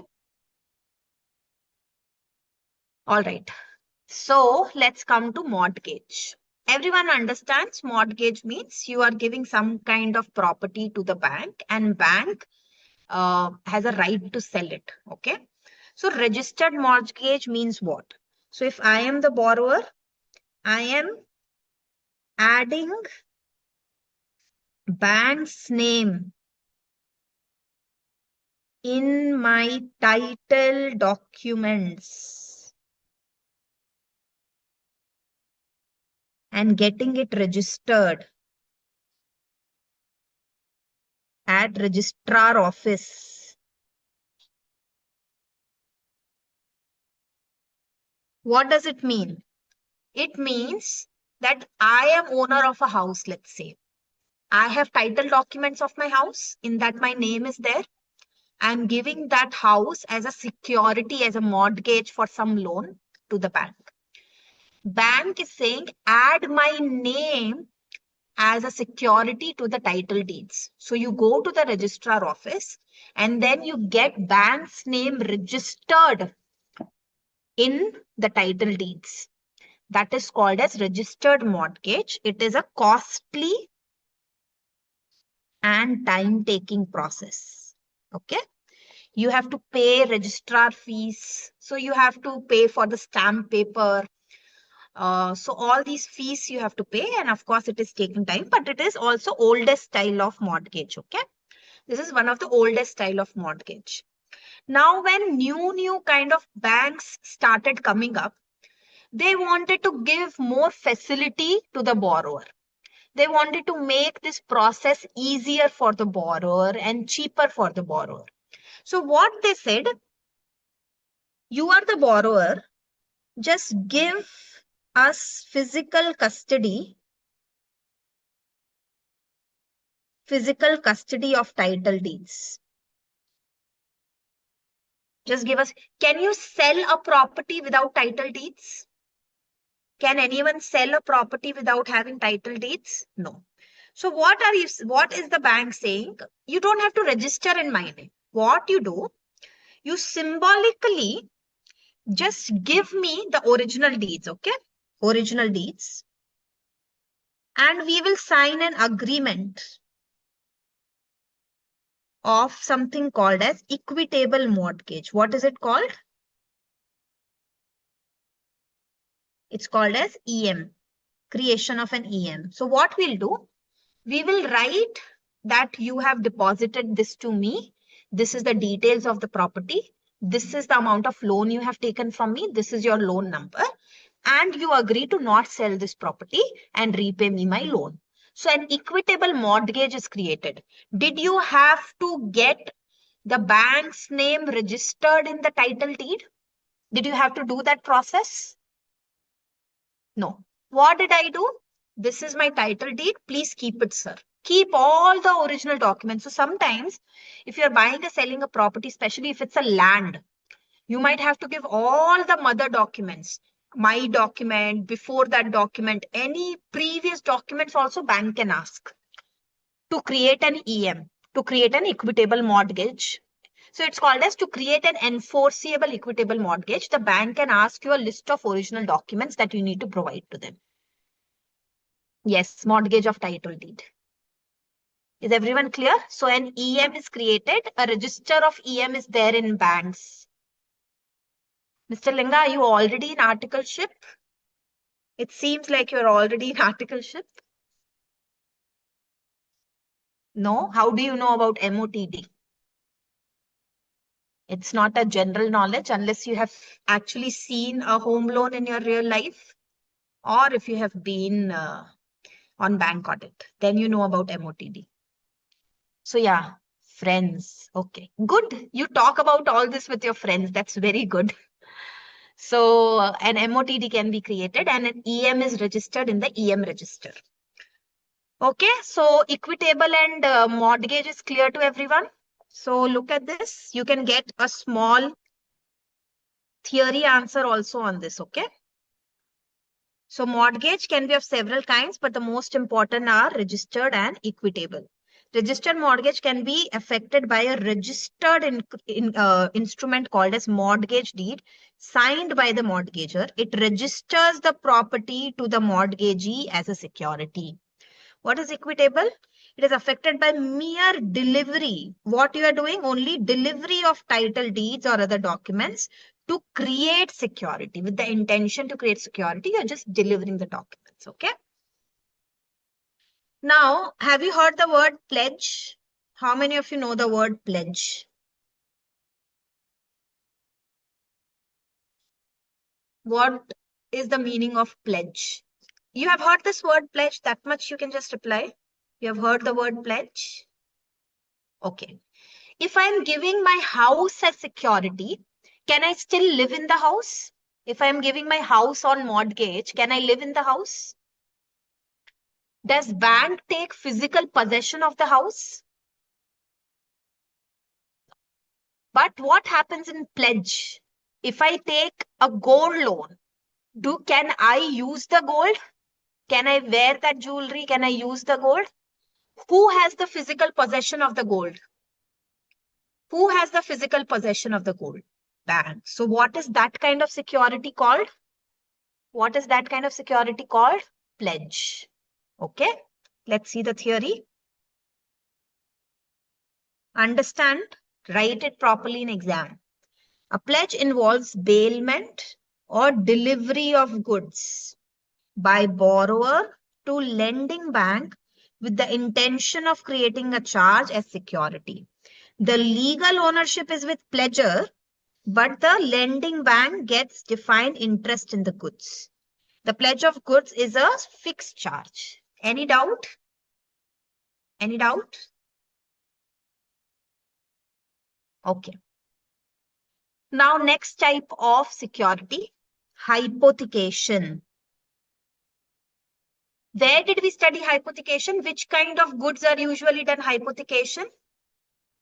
Which kinds of goods are usually, which kind of security? In CC, we give hypothecation of stock and debtors. Stock and debtors. So hypothecation is creation of an equitable charge. Okay. You can write this as symbolic. This is just for your understanding. Okay. Don't write an exam symbolic. This is to make you understand. So hypothecation is creation of an equitable charge, which means a charge not on specific enactment, but by equity and reason. I gave you this example. Is the charge on the specific bottles? Is the charge specifically on this bottle or this bottle? No. By equity and reason means by common sense and understanding that any bottles, if I'm running a bottle business, any bottle I have in stock, that will be hypothecated, not specifically this bottle or this bottle. Okay. So that is called as charge not created by express enactment, but by equity and reason in favor of lending bank in respect of movable securities belonging to the borrower. Neither ownership is transferred nor possession is transferred. Are stocks with bank or with the borrower? Who holds the stock? Who holds the stock? Borrower. So ownership is also of borrowers, possession is also of the borrowers, but the possession is like of the goods is as an agent and trustee. So if I am selling any stock, I'm selling it as an agent of bank, which means the money I receive from the sale of stock should go to the bank. Everyone clear? The borrower periodically submits statements regarding quantity and value of hypothecated assets. I told you about this monthly stock statement and data statement on the basis of which drawing power is fixed. Now you understood why I told you Mr. Don's story before I started all this. Now, because of that story, are all these things more clear? Okay. So that is why we have to understand bank and banking first before we can do this theory. Okay. So hypothecation is clear. Next, we are going to assignment. Okay. This is a very interesting type of thing. Not very seen very often. It's not a very popular product, but it is a type of security. So let's say I have an insurance in my name.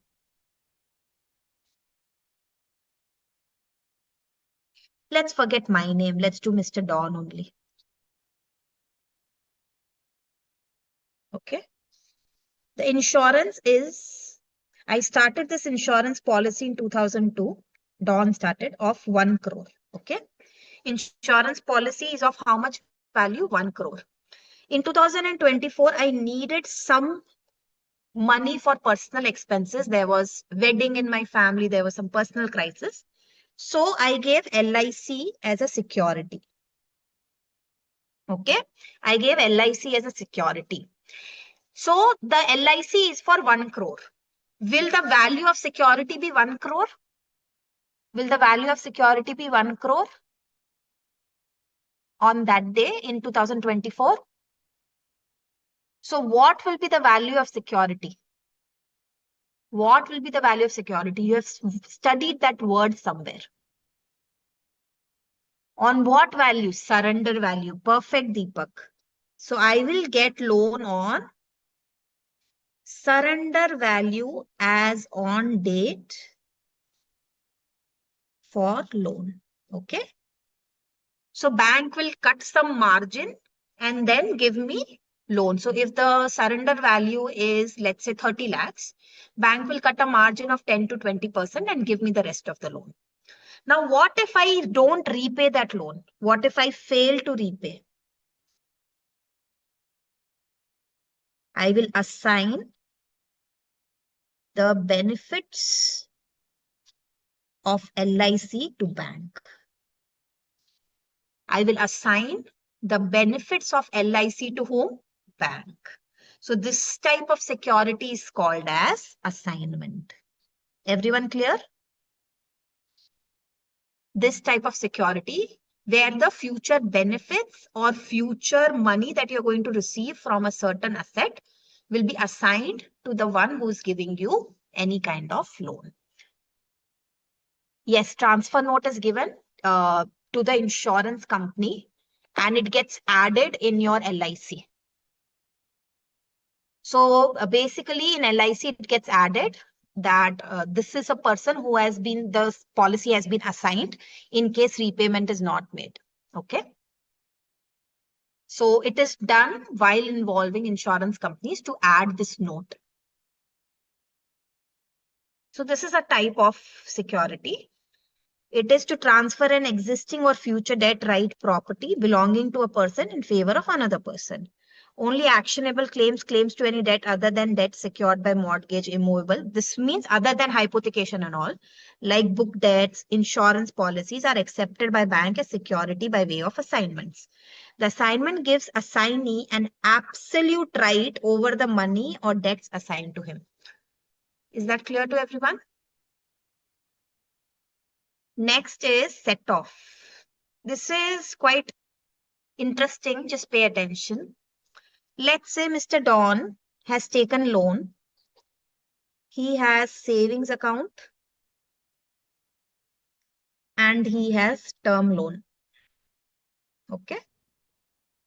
He has term loan. He has taken 50 lakhs for machinery, right? He has missed EMI and no balance in current account. There is no balance in current account, but his savings account has 5 lakhs balance. So he has missed business loan and he's proprietor. Okay. So he has taken business loan and he has missed paying EMI. Can bank take money from my saving account to pay my business loan without asking me? Can bank take money from my saving account without asking me to repay my current loan, business loan? Mixed answers. Yes, they can. This is called as set-off security. This is called as set-off security. But this is only applicable if it is in same bank. Okay. This can only happen when it is in same bank. If I have machinery loan from SBI, but my saving account is in Kotak, then they can't do that. Okay. So set-off is a statutory right. It's a legal right of the bank, of a creditor, to adjust wholly or partly the debit balance in debtor's account against any credit balance in another account. In company, it won't be possible because your PAN number will be different. Can a company have a savings account, Pooja? Can a company have a saving account? Is it a person that can open a saving account? No, so you can't do it. Company is an independent existing legal entity, right? That's why I specifically said what. But if I take car loan is usually in personal capacity, right? Car loan can be usually in personal capacity. Then you will not have these doubts. But I specifically took the business loan so that you ask these doubts to me. So in business loan, company and all, you cannot do all this. Proprietor, you can. Okay. But in company loan, if director has given personal guarantee, what? If directors have given personal guarantee, then there can be many ways in which bank can exercise its rights. So set off is done. So set off is a statutory right of a creditor to adjust wholly or partly the debit balance in the debtor's account against any credit balance in another account. So a deposit account and a loan account of the same person, provided both accounts are in the same name and same right. That is why I said he is a proprietor. But what if my business was in partnership name? Can bank do that? Then can bank set off? If my business was in partnership, if the loan was in partnership, then can bank do the set off? No. Why? Because PAN number itself will be different. Okay. So same name and same right should be there. For the purpose of set off, all branches of a bank are treated as one single entity, which means if my if my term loan is in SBI Ring Road branch, and if my savings account is in Racecourse branch, can they still set off? If my term loan is in Ring Road branch, and if my savings account is in Racecourse branch, can it still be set off? Yes, if it is same bank. This is what it is saying. All branches of a bank are treated as one single entity. This is very special. Remember for MCQ. The right of layoff, set off can be exercised in respect of time barred debts also. Very, very special point. You can use set off even if it is a time barred debt. You know, remember statute of limitation? You remember statute of limitation from your CA foundation? Contract Act? What? Everyone has become silent suddenly? Statute of limitation. One person has said no. Seems like you don't know. Statute of limitation means if I have given money to Pranav and I don't ask money back for 3 years, then the loan becomes time barred, which means now I can't take any legal action against Pranav to get my loan back. Okay. But in set off, even if bank has not asked for money for 3 years, can it still take the money from its saving account? If the loan has become time barred, can I still take money from the savings account? Yes, this is the special point. Now, right to lien. Lien means you have legal charge to seize and dispose and liquidate the asset. So when you physically occupy a property and get the right to seize and sell, that is called as lien. Everyone clear? That is called as lien.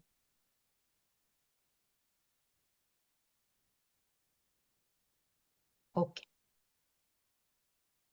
So we are done for today. You can take all the screenshots and we'll do MCQ. Okay. Because next topic I want to do in one flow. I don't want to start because it's a one flow topic. Okay.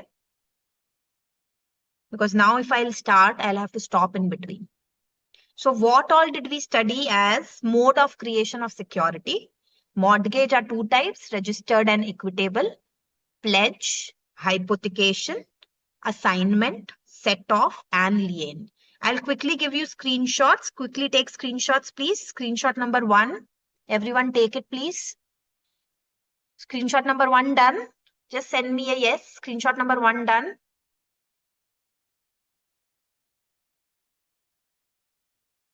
Done. Next. Screenshot number 2.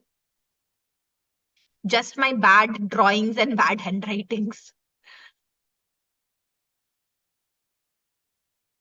Done? Okay. Next. Screenshot number 3.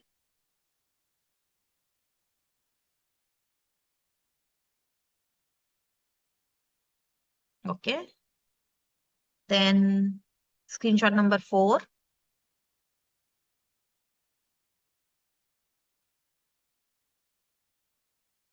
Screenshot number 4. Then this you take. This much. Screenshot number 5.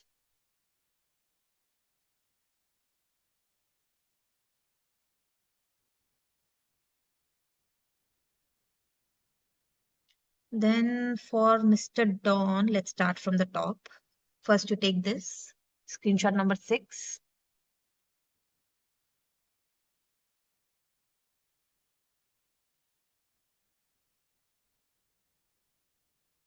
Screenshot number 6. Then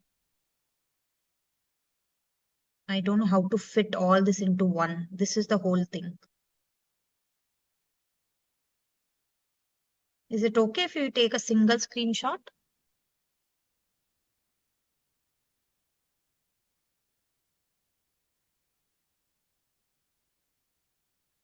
Is it done now?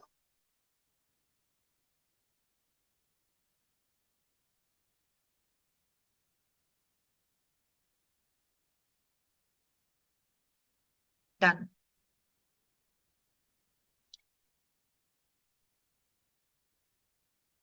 All right, we'll do a few MCQs.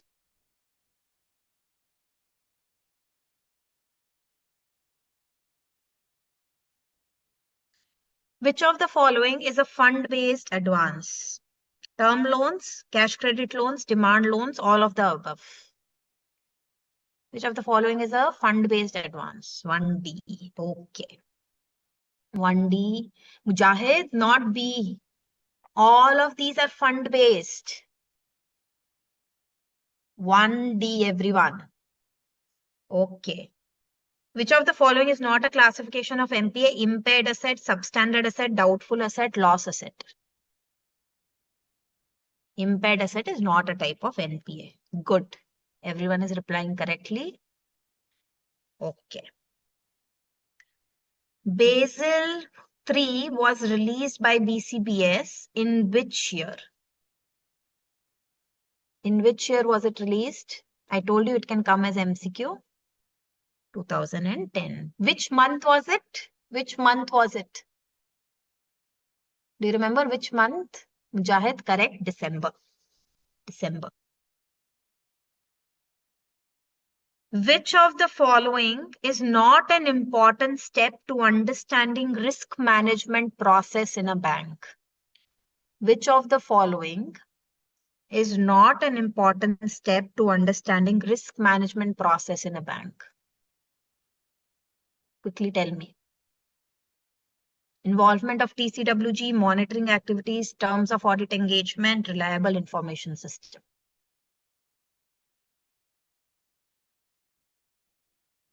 Okay, good. C. Can you tell me quickly what were the steps without looking? How to do risk management? Can you remember what steps were there? How does an auditor understand? What was the first point? What was the first point? You want to understand TCWG is involved or not. Tannu has given correct answer. Whether oversight and involvement of TCWG. Then what is the second point? What is this ICS and all you're telling? This is the answer I taught you by giving my example of running an online class. How to understand risk management. Identify. Only identifying is enough. Identifying is enough. Pranav, correct measurement and monitoring. Correct, Anil. Then after I've identified, measured and monitoring, then what do I do? You don't have to look at the book. I have to implement control activities. Then what do I have to do? After I implemented the control, I have to monitor. Very good. Very good, Diksha. And after monitoring, what do I need for good risk management? Reliable information system. Correct, Aslesha. Reliable information system. You should remember this question. You can get full marks in exam if you write it correctly. Okay. So terms of engagement तो है ही नहीं इसमें. Okay. So of course C is the wrong answer. Which of the following is a non-fund based facility? Which of the following is non-fund based facility?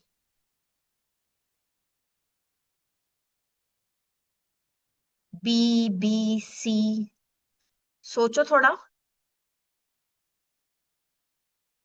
Why B? Who is writing B? Bank guarantee is not, it's a fund based. In guarantee, do you pay money?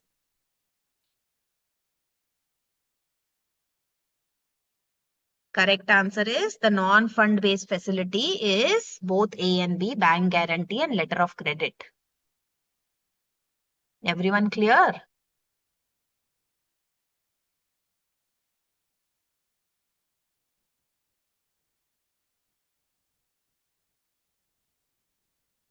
All right.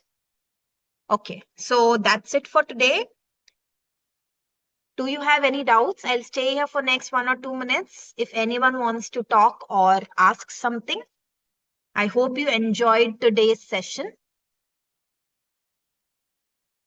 I hope you learned something new.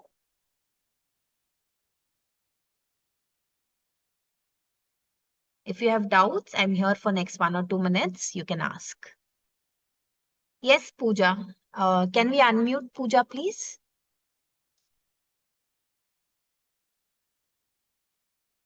Can we unmute Pooja, technical team? Good evening, ma'am. Good evening, Pooja. Please ask your doubt. Ma'am, actually, I have doubt in chapter 1. Actually, ma'am, it is given that an auditor gives a true and fair view, Yeah, right, ma'am? yeah. But, ma'am, I have seen a report. You have seen a report, okay? Pooja, your voice is gone.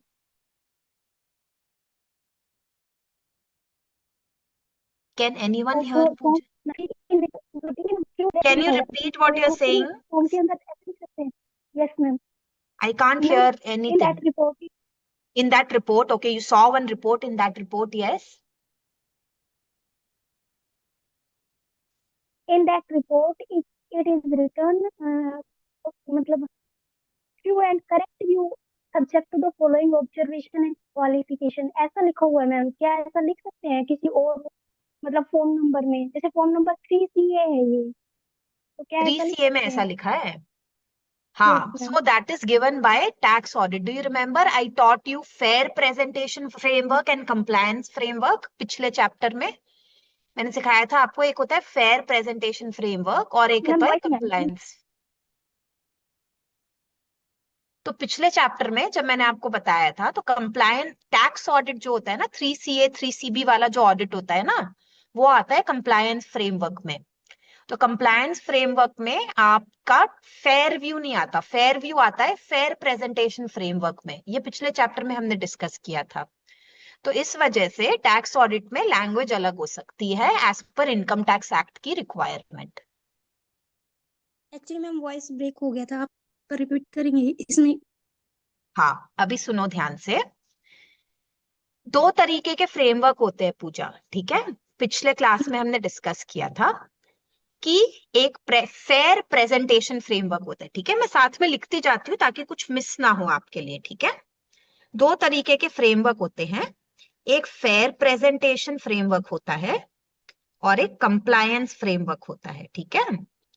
हमारा जो compliance framework होता है ये usually आपको companies act वगैरह के जो audit होते हैं इसमें हमें ट्रू एंड फेयर व्यू लिखना होता है, यानी कि हमें लॉ के अलावा, लॉ के बियॉन्ड प्रोप्राइटी चीजों पे भी कमेंट देना होता है, ठीक है? Okay ma'am. So compliance framework में क्या होता है, आपको खाली ये चेक करना है कि लॉ फॉलो हुआ कि नहीं. ओके, लॉ ने अगर बोला है 60 दिन में टीडीएस भरना है तो उतने दिन में भरा के नहीं बना. 7 तारीख को रिटर्न भरनी है तो 7 तारीख को रिटर्न भरी के नहीं भरी. तो कंप्लायंस फ्रेमवर्क में फेयरनेस हो ऐसा जरूरी नहीं है. आप समझ में आई बात? दैट इज वाई आपने जब, और टैक्स ऑडिट जो होता है जैसे कि आपका 3CA 3CB 3CD, ये सब इनकम टैक्स एक्ट के अंदर आता है अंडर कंप्लायंस फ्रेमवर्क. ये फेयर प्रेजेंटेशन फ्रेमवर्क में नहीं आता, इसीलिए ट्रू एंड फेयर व्यू आपको दिखे ऐसा जरूरी नहीं है. अभी क्लियर है पूजा? ओके मैम, मतलब ट्रू एंड करेक्ट व्यू भी लिख सकते हैं कंप्लायंस हाँ, फ्रेमवर्क क्योंकि वो के अंदर. कंप्लायंस फ्रेमवर्क के अंदर इनकम टैक्स ने ही वो फॉर्मेट हमें दिया है कि आप ऐसा ही लिख कर दो हमें, ठीक है? Yes, ma'am. I was confused when I see no this type. Issue, no issue, no issue. All right. Okay, ma'am. Thank you, ma'am. हाँ, और किसी का कुछ, anyone else has any doubt?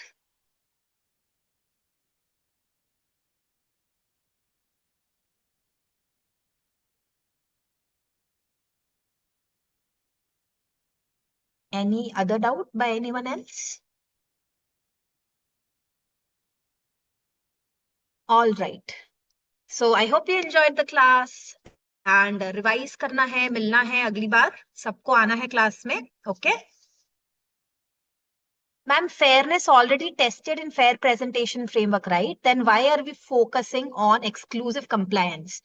If I am a proprietor, do I have any need to make a fair presentation audit report?